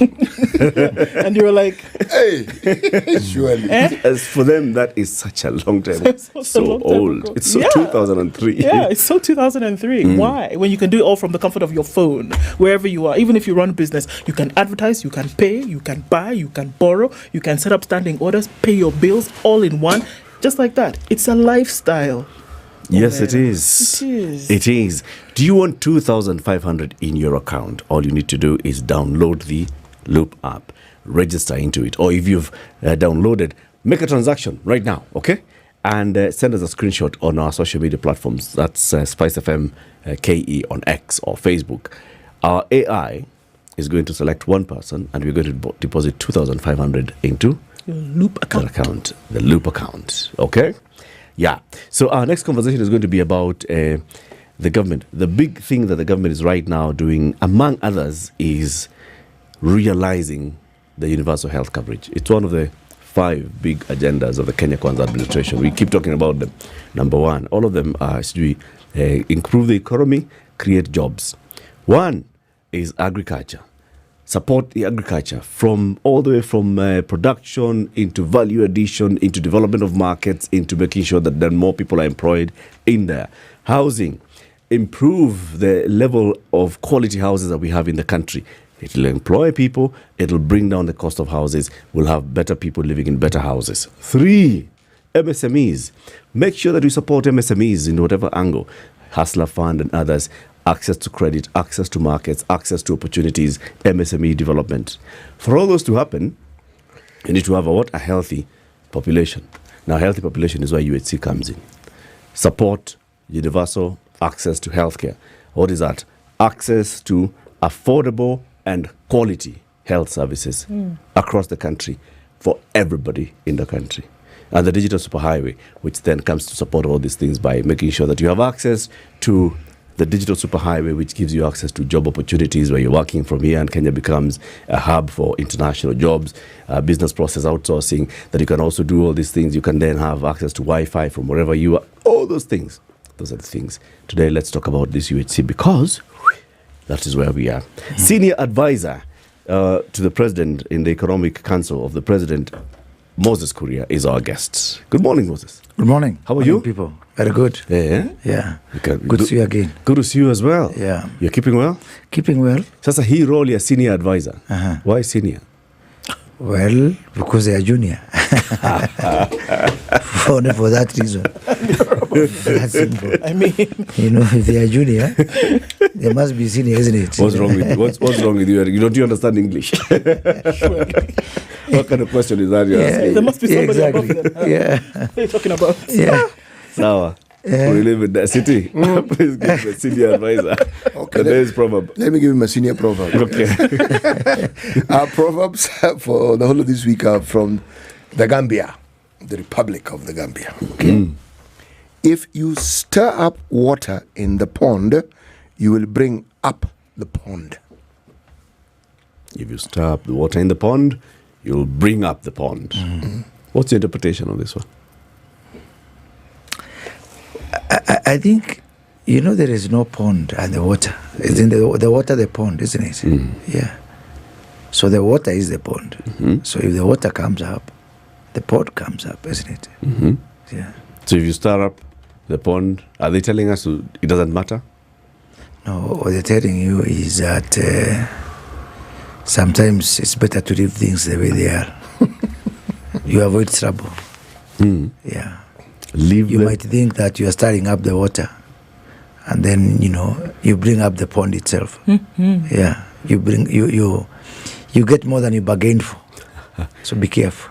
And this requires wisdom. This requires wisdom. Indeed. And this world requires a lot of wisdom. A lot of wisdom. On a daily basis. Every time. Every time. Moses, last year, this month, you were in the cabinet. Yeah.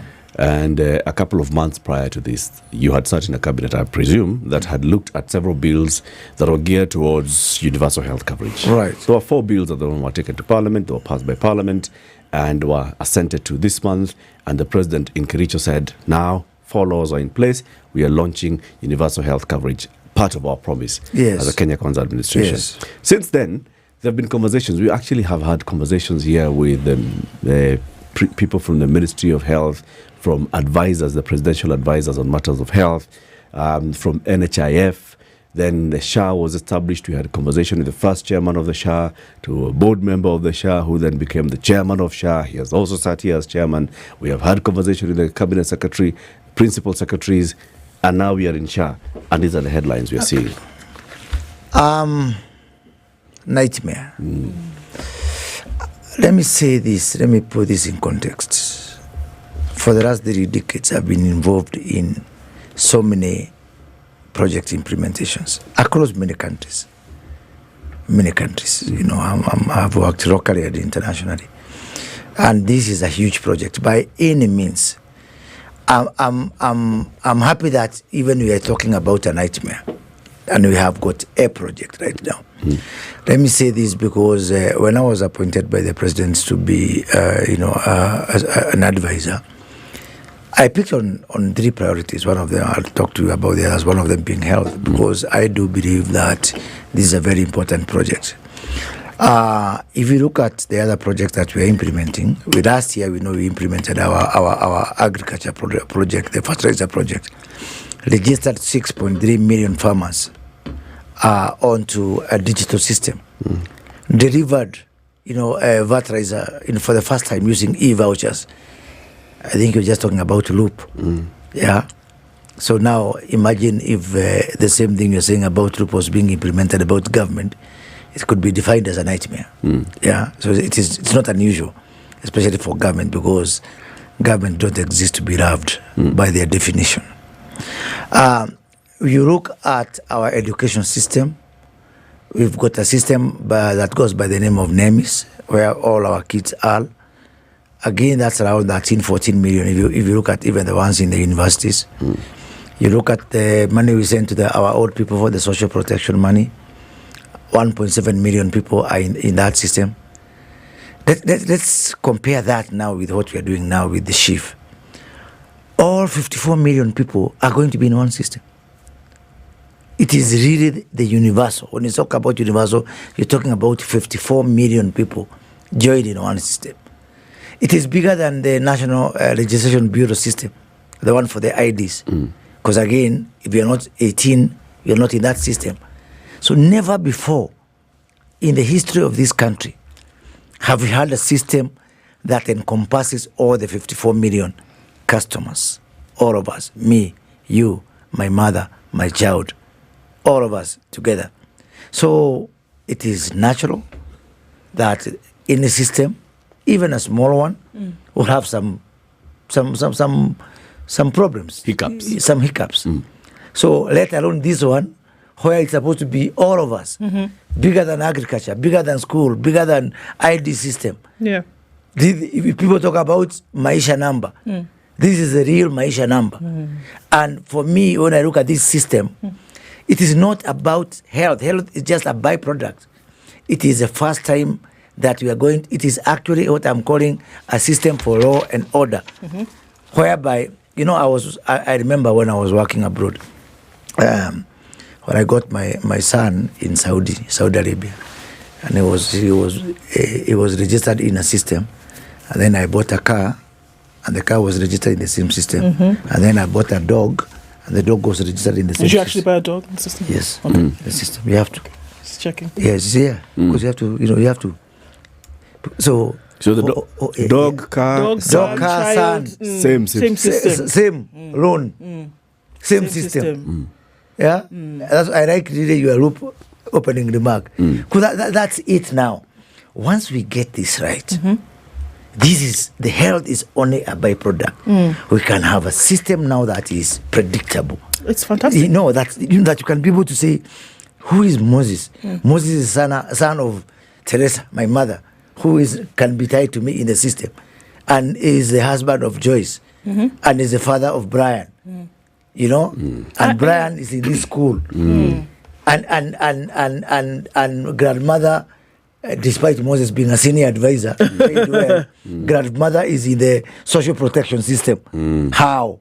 Well, I actually agree with you. Yeah, I think that it is a fantastic system. Yeah, absolutely. My question, I really want us to be driven by the opportunity, by the good thing, not by the hiccup because we are about to have these things. But once we get it right, it is unprecedented. My question is this, because you're right. You are right. And I think that there are several countries that have a system like this, just like you've said. My question is, though, that why wasn't it practiced for some time to see how it would work before you stop a system that was working and serving people and start on another one which is presenting with more than hiccups, the issues that Kenyans are going through today? Would it not have been possible to pilot this thing? Because like you said, it's a grand thing. It's not a small thing that you're talking about here. Why was there not the option of saying, let's have this thing running concurrently with NHIF for some months? Let's see how we can migrate people. Let's see how it would actually work before we now plunge people into the more than hiccups that we are seeing today. You're actually drawing me back to my forte of implementations. This is my cup of coffee. Yeah. I am a fan of, and I'm a firm believer of coexistence of parallel systems during implementation, so that you reduce the risk of failure of projects. But I'll tell you two things. One, we are already in a parallel mode. NHIF is still in place up to, for example, as an institution, up to the 22nd of November. So there's really a lot of coexistence happening, even as we speak right now. Not for the provision of healthcare. No, it is. Nobody, we have said clearly, nobody is supposed to be turned away for whatever reason. But whether they have paid, they are not paid, as long as you are registered, and as long as the facility is registered, yes, nobody is being turned away. Last night, I got a complaint from one of our advisors, Dr. Duranira, coming from Meru. And there was a memo from somebody, I think a CSC in Meru, saying now you pay for cash. You pay cash for some service. For some services. And I sent it to Governor Kawira Mwangaza. This morning I've had a discussion with Kawira when I was coming to this studio. And she said she was not aware. Yeah? So there's going to be a lot of those things of fine-tuning. What I would want, and that's why even we are going to work with everybody, with the stakeholders on the ground, with the media, with everybody. So the only way to solve some problems is through what I call iteration. It fails here, you fix it there, you fix it there until you get right. So simple answer is already we are in some form of coexistence. Two, if you have been contributing to NHIF, you are NHIF, there's portability of your contribution. So you are covered until the last point of your contribution to NHIF. Okay. So that's really some portability. That's really coexistence. You are carrying that with you. Okay. Yeah? Three, and this is more fundamental. We had experience in the fertilizer program, and I was right in the middle of that implementation. In the previous government, in the last year of the previous government, the people who received subsidized fertilizer were only 20,000 farmers. The ones who are claimed were in the millions. Sometimes a system is so rotten that, coexistence, is actually like saying, why can't I live with the cancerous wound and a septic wound? And as I heal. Do you know the mess that has been there in NHIF, my friend? A small hospital, has done more dialysis than Kenyatta National Hospital for a whole year, and claiming and being paid for that. A hospital has done more amputations and being paid for that more than Kenyatta National Hospital. Men have delivered children, and hospitals have claimed and have been given money for that. Sometimes, unasema kama ni mbaya, because, the rot was just too much. And some people are saying, why NHIF? Why not? I heard even on radio yesterday, which is about to happen, I heard some people saying, waturuhusu tubaki kwa NHIF. NHIF is going to find. Then I said two things. I remembered it was the same thing when the children of Israel were leaving Egypt. Along the way they were saying, it's better Pharaoh, We had punished. You are even, easier. If they know what they are saying, we'd go back to. And you know what? Even when the car was invented, people said they wanted faster horses. Why are you bothering us with the car? So there are cases of people being comfortable with the old and what they are used to.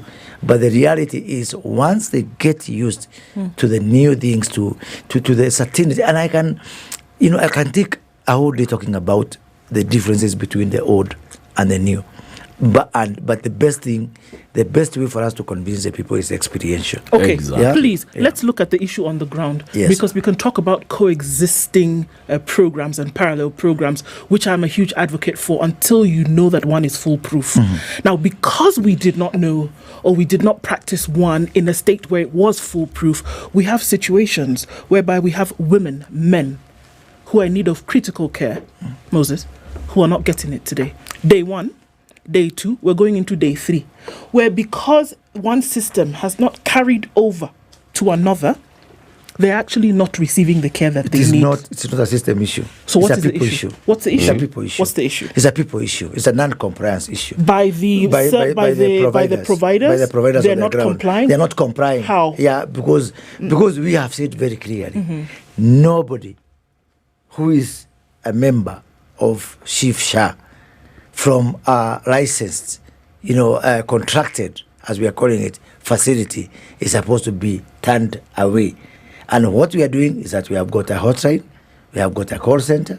We are going to actually, I'm just heading from here to our contact center and ensure that today we publish the hotlines, the call center numbers for anybody who is being turned away for any reason.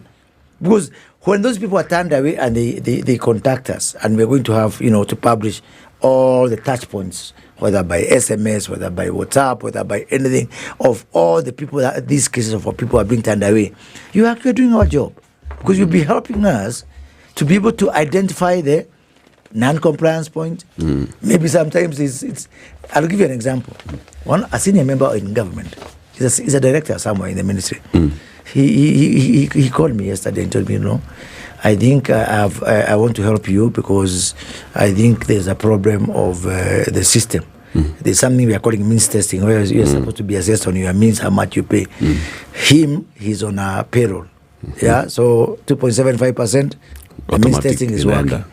Then he told me, how come my wife is the assessment and she's not working, is coming too close to my, because him was getting around 5,000 shillings assessment, and the wife was getting 3,750 assessment. How come this me who is employed is getting very close to... And the information she has inputted is not showing that she has any income. That's really the problem. Then I said, look, so I'm just, why am I talking about this? To show the need of people reporting, so that we use the reported cases, realizing that any system is about to have to iterate, and we use it now to make the system work even better. That's the case for piloting, isn't it? No, it's a case of, it is different because no system can solve that. You know why? Then it occurred to me that even me, I don't think I was using my brain properly, because I didn't ask myself, how can this guy be assessed, and the wife is assessed. And that's a household. It should be a household. It should be a household.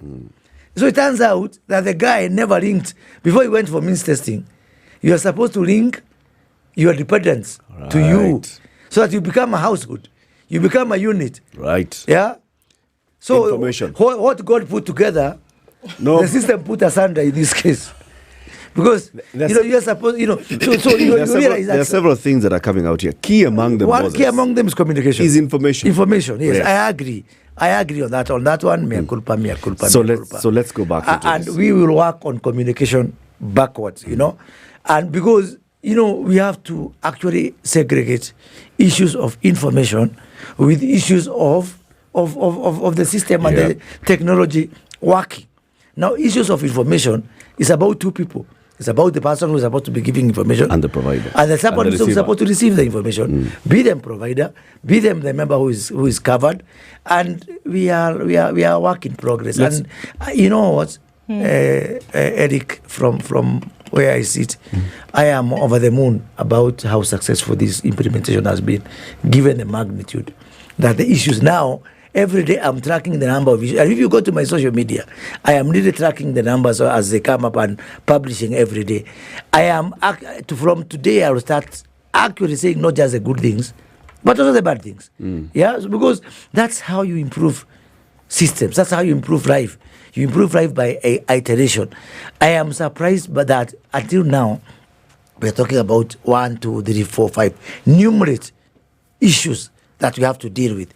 Which, in my opinion, in the next 2-3 weeks, if we just keep on, tightening the screws on those issues, then we are going to have a very good system. Moses, those service providers who don't have information, what they don't have information on is this migration and how it's working, how they document that Moses has come to my facility and that I have given Moses this service and therefore I shall claim, right?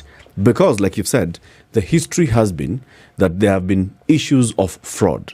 And the main suspicion here will be, if you just come and say, on Monday, there was Eric, there was Nu, there was Moses, there was City who came to my facility, and, the system was down. They were telling me that they have transferred, and I looked at them, and I looked at the government instruction, or provide a service, so here they are. The next thing, the ministry official will be like, how do I know that these 4 people came?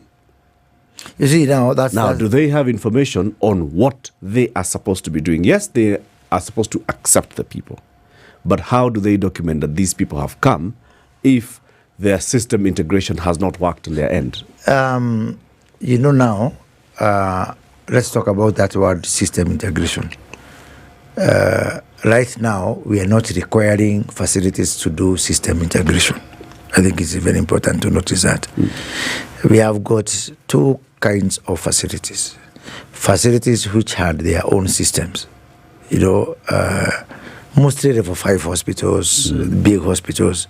They had private hospitals, faith-based hospitals. Those ones had the luxury of having their own, what we call hospital information management system. That is where the issue of integration would come in. There's the other category of hospitals which didn't have any system at all. Now, where we sit today, whether it is the big hospitals, the lucky ones who have got their own systems, or the ones which didn't have a system, in this first phase, we are not even looking at their own systems. The what we are calling the provider portal, which can be directly accessed through a link, through a URL. You go in there. That's where the patients are being registered. That is where services are being offered. It is not really an end-to-end. Again, coming back to my sister's concern about the coexistence. We are coexisting because we are using their old systems as they are, but we're saying, please go directly to the provider portal and log in all the patient information and all the treatment information. And it is there that also they are going to load their claim. This time only, not by a piece of paper, but electronically, through what we are calling the e-claim system. Now, I know over the last 2 days, the e-claim was mara up, mara down, and that's all the problem. I can promise you, Eric, you are lucky, me and you are lucky that we are sleeping maybe 2, 3, 4 hours a day. There are some folks there who've not slept for a whole week. Not a single minute of sleeping. I know even up to last night, the team that is working on e-claim, they have burned the midnight to ensure that today at least, on the e-claim, we're able to settle the claims and we're able to discharge patients today. If you come next week, you find this whole system for the claiming working seamlessly.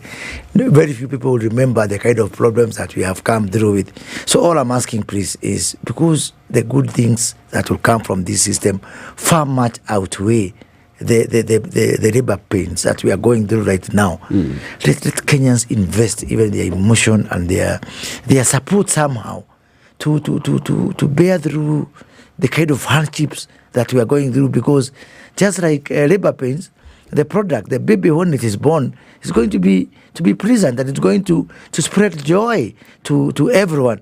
So the small inconvenience of the labor pains is something that we should bear with. And by the way, this is not without precedence. I remember during fertilizer, there was hue and cry. When now the price of Unga came down because our fertilizer and the pains that we went through that time. Nobody remembers the pains that were there that time. Just like a mother will not remember the labor pains. Yeah, they will just see the joy of the baby. Soon, very, very soon. And I think that's what you need to be talking about. So what are these wonderful good things? What are the joys? After, what are the goodies after we come through from the labor pains of what we are going through? And let me say, Eric. Let's take a break. Yeah. Then we can say 26 minutes to 10. Moses Kuria is from the President's Council of Economic Advisors. He's a senior advisor. He's here today. We are talking about overseeing the successful rollout of universal health coverage. What are the things that we are looking at? What is it? What's the picture ahead? And what's the picture at present? Back shortly. Keep it here. This is the Situation Room, the only way to start your day. Do you want to live out your life with the utmost convenience? A way of life that is empowered with the necessary tools and solutions to live out your life effortlessly? Then wait no more. Download Loop today and enjoy the best mobile money and banking worlds through a simple platform that delivers payment, credit, and saving services, while at the same time offering personalized journeys and deals to complement your interests and needs. Why wait? Just Loop it. Tune in to the Situation Room every morning and Spice Drive from 3 to 7 p.m. every Monday to Friday and learn more about Loop. Hii September, endelea kufurahia na Star Times. Renew your subscription today on the basic bouquet for 750 shillings for aerial decoders. Enjoy lots of fun and adventures on our kiddie channels. Let your favorite stars make your heart flutter on our world-class telenovelas. Renew your subscription on the Smart Bouquet for 1,199 shillings for satellite decoders for unmissable football action on the Carabao Cup, Saudi League, La Liga, and the Bundesliga. Music, movies, documentaries, and lifestyle channels. Download Star Times on app today on Google Play Store or the Apple Store to never miss a moment of your favorite shows. Star Times. Enjoy digital life. A special report. Good morning, kid. Leo, to pay our listeners some game. Imagine kuwa na a reliable squad all through your day. Squad unaweza count on, maze. Uta enjoy all things finance and fun. Talk of transacting seamlessly. Plus, unaweza link other bank cards kwa app. Ulipe bills easily. Na uweke standing orders, Ku access loans za kugrow life yako nayo. It's just one time. Squad sasa ni Loop. Loop's here to suit your lifestyle. No matter what your financial or lifestyle need is, the Loop Squad will be there by your side to sort you out. Download Loop today. It's not just an app, it's a lifestyle. Why wait? Loop it. Regulated by the Central Bank of Kenya. The weather with SpiceFM.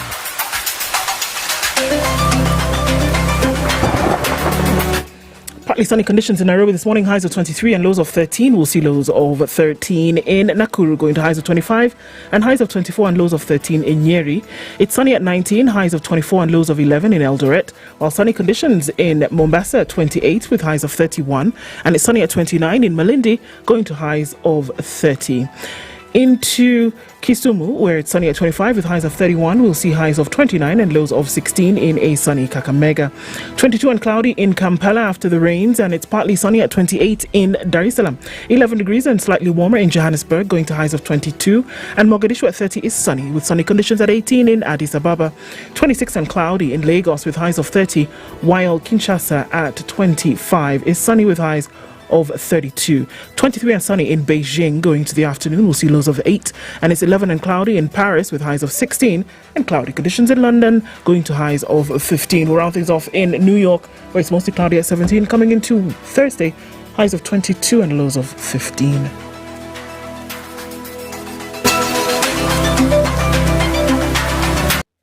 Okay, we're coming out of traffic hour. It hasn't done too poorly today, and I think most of where was sticky, smooth now.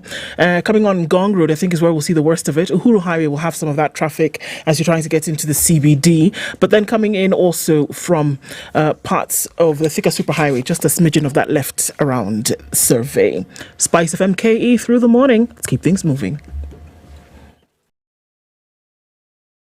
Mature, intelligent talk every morning. Spice up yourself.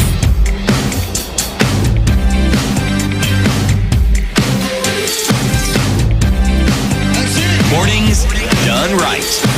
94.4 Spice FM, Nairobi. 3,000 shillings courtesy of Safaricom Home Fiber is coming your way. All you need to do is one of two things. One, if you've never subscribed, then you can dial star 400 hash.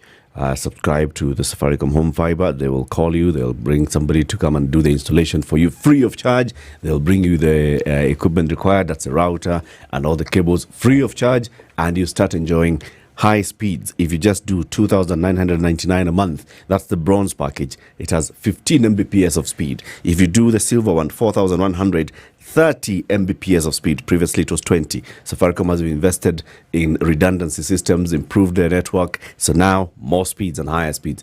If you do any of that, send us a screenshot of your payment and the message that you receive from Safaricom.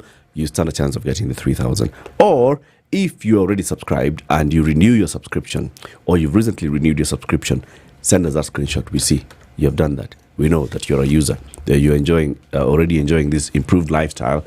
You also could win the 3,000 shillings. Moses Kuria, Senior Advisor to the President, is our guest. CT. Mheshimiwa, you said something very interesting, and you painted a very graphic picture of the rot that was in NHIF. Mm-hmm. Now, let's have this imaginary situation where the rot was eliminated and had not been there. Would the system still have required change? Yes, because of one thing, and I like that question. What we're implementing today, once we implement, it is important to ask ourselves, we will be like which country? We'll be on the same level as which country in matters health? And the answer is very simple, like none other. Not even in the United States. Mm-hmm. Nowhere else, not even in India, nowhere will be like a country with no parallel in terms of healthcare. This is M-Pesa 2.0 in terms of global something. Leapfrogging and leading the world. Yeah, but why? In other countries, you'll find a very good public system. In the UK, for example, they have what we call the NHS, the National Health Service. As we speak, there is a waiting queue for months. Some of the operations, if you want them at the NHS, there is a waiting queue in the system for months. And that is for public hospitals only. There is nowhere in the world where you'll find a system that connects from, not even from the lowest facility. Let's start from the lowest. Do you know which is the lowest level of unit of hospital that is going to be in SHA? Mm-hmm. It's a domestic, it's home. Home. Thank you very much. Uh-huh. Thank you very much. From home. Mm-hmm. From home, the home is now a hospital. Yeah? All our households are now our hospitals connected in the system. Mm-hmm. A doctor known as CHP, community health provider, still in the system. Level 1 hospital. dispensary, level 2, level 3, level 4, level 5, level 6, all the way from Kenyatta all the way to a homestead in a place called Kanyamkago, connected in the same system. Yeah, in the same system. Yeah, never seen. 2, a system that connects both private hospitals, public hospitals, faith-based hospitals, all in one. Never seen that. Never seen that.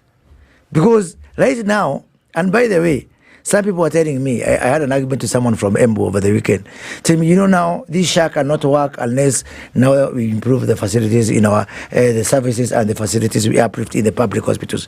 I said, I wouldn't care less. I said, why?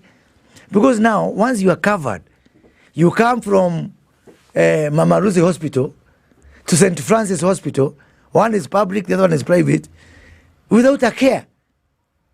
The package is the same. You go to public hospital, you go to private hospital, you are covered in exactly the same way. So you go to Mama Lucy Hospital and you find that the accused is dilapidated, people are rude. You simply go to Ruai Family Hospital and you get the treatment there with the same package as you'd have gotten to Mama Lucy. So what will that do to our public hospitals? What that will do is that now the game is up. They have to, up their game or they disappear from the face of earth. Luckily for them, one of the laws we passed, as you mentioned in the beginning of this show, the Facilities Improvement Fund is available only for the public hospitals. Why is the Facilities Improvement Fund necessary? It is actually an affirmative action. Realizing that the private hospitals will overrun the public hospitals, it is telling the public hospitals, governors, please take this money, go and improve your hospitals. And if you don't improve your hospitals, patients will vote with their feet and they will go to where they can be able to get good service, and so they'll go to the private hospital. So if you look at that, again, patient data portability. I come from my village dispensary, same data. I go to Gatundu Level 5 Hospital, same data. I go to Aga Khan, same data. I go to Kenyatta, same data. So all these whereby, and it's on your phone. You can be able to use your phone and say, look, on this date I went to Karen Hospital, or this date I went to Mama Lucy, or this date I went here, I did that. Another thing, my good friends, the doctors, and I warned them during the doctor strike. Now, this thing of going to Kenyatta for 2 hours and then going to your private to meanguka na wao. Yeah, because now you go to Kenyatta, you log in. Every health worker will get a device. They have to log in. So again, we can, and it will be publicly visible. Dr. Eric Latiff, morning, 7 to 9, Kenyatta. 9 to 2 p.m., Latiff Private Hospital. 10 to 11, so you have to decide. You are a public doctor or a private doctor. So if you look at, coming back to that question, City, if you look at now that compared with the NHIF, it's actually like, they see where I come from, comparing death with the sleep. Okay. It's just two different animals altogether. I agree completely. It makes perfect sense, and I like the picture. A small problem here, though, because even with the system upgrade, because this one is a mega system upgrade, but it will be run by people. The route we speak of is not mechanical. It's not digital. It is people and their ways. How will we avert this same issue with the people that we have? Yes, because this program is going to be implemented by Kenyans with Kenyans. And the people who gave us the rot in NHF were Kenyans. We didn't import them, and now we're deporting them. Same people. I like this. I really like this, because the question you ask is really at the heart of the system. When I was a student of finance and accounting at the University of Nairobi, Professor Nzomo taught me one thing, that fraud is a formula, and he gave me a formula. Fraud is equals to ability multiplied by opportunity multiplied by desire. Please note that one. Yeah? Please note that one. Yeah? Ability, opportunity, desire. Ability, opportunity, desire. All of us have got ability to be good thieves. If you want to be a thief, you just use your brain, you can. Most people, many people, not most people, or a good number of people, have the desire to cut corners and do bad things. The ones that you are describing, City is describing. The only thing at your control is opportunity. And what this system does, it minimizes, may I dare say, it brings it to almost near zero, the opportunity to commit the things that were being done. So I can run this system with exactly the same people, or most of the people who are running NHIF. But my friend, I have given you the example of doctors. I have given you the example of people with the claims. I have even told you about medicines, which were being taken from KEMSA.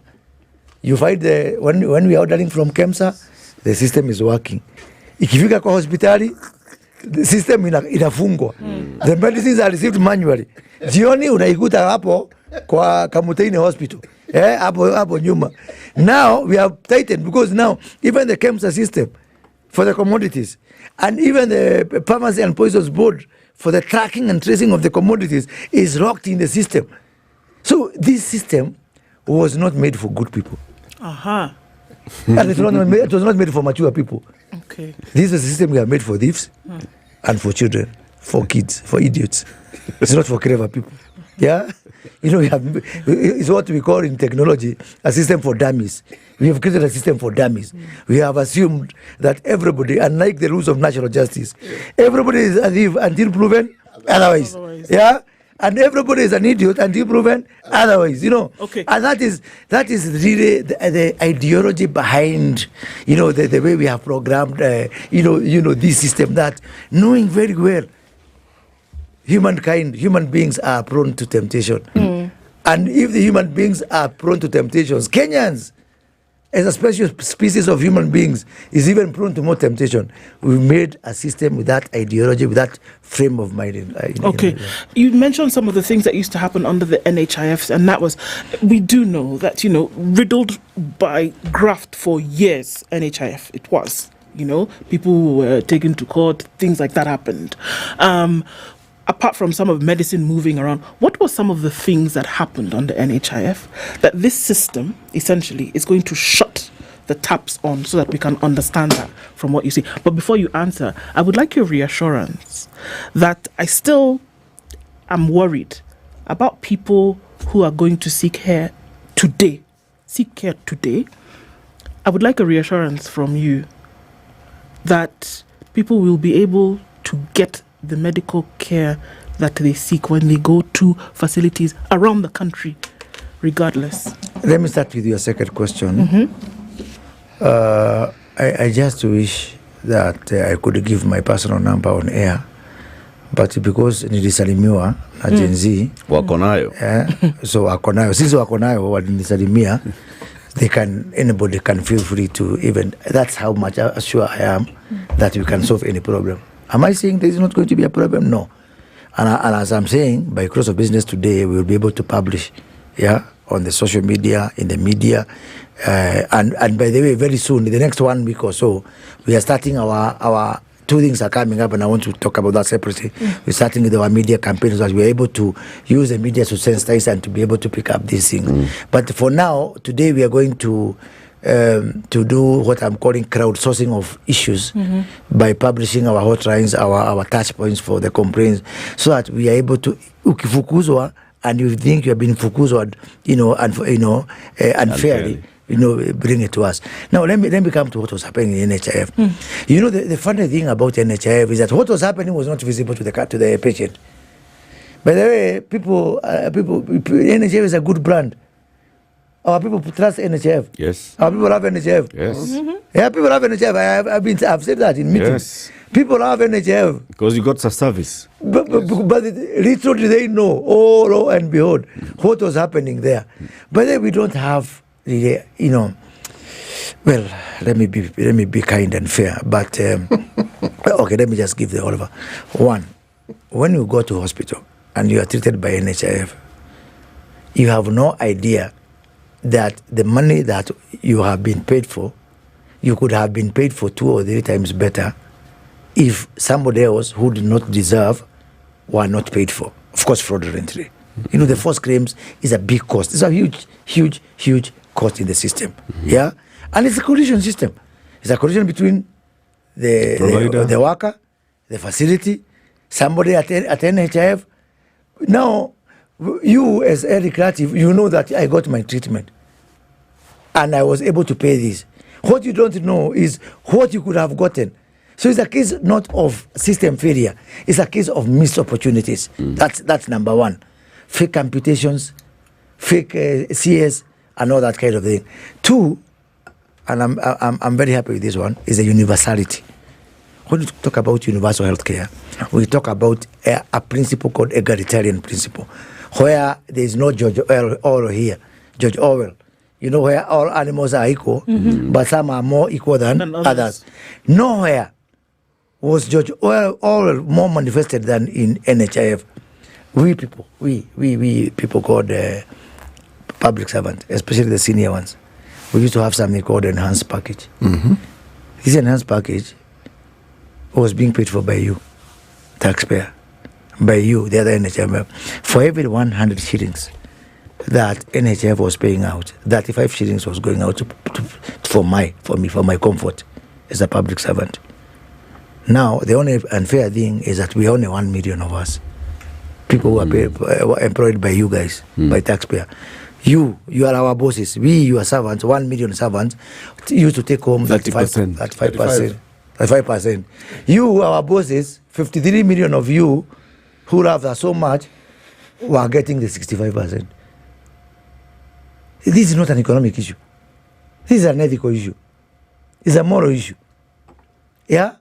And right now, where I like the SHA thing, they're saying, if you public servant go and get some other money elsewhere to treat yourself, don't come and mix it with us. It's like vomiting on, now this is other taxpayer now. Deal with it. Uko kwenu. In under SHA, SHIF, the president, Mama Mboga, Eric Latiff, City, everybody will be treated the same. For me, this is a huge movement. Yeah? So quickly, there are 2 things that you said you want to talk about. One of them is the public sensitization. Public sensitization, that is number 1. Number 2, now there is a missing blocks of implementations on the ground. As I've told you now, we are going to the ground. Now what's happening now is that people are going straight to the portal of SHA, to the health provider's portal to put it there. We still have got some things to do. We need to take, we have got a free of charge hospital system from dispensary to level 2, to level 3, to level 4, to level 5. All they need to say is for the public hospitals, come. Free. Free from who? Free from the government, from the investor. And that's another thing I want to talk about here.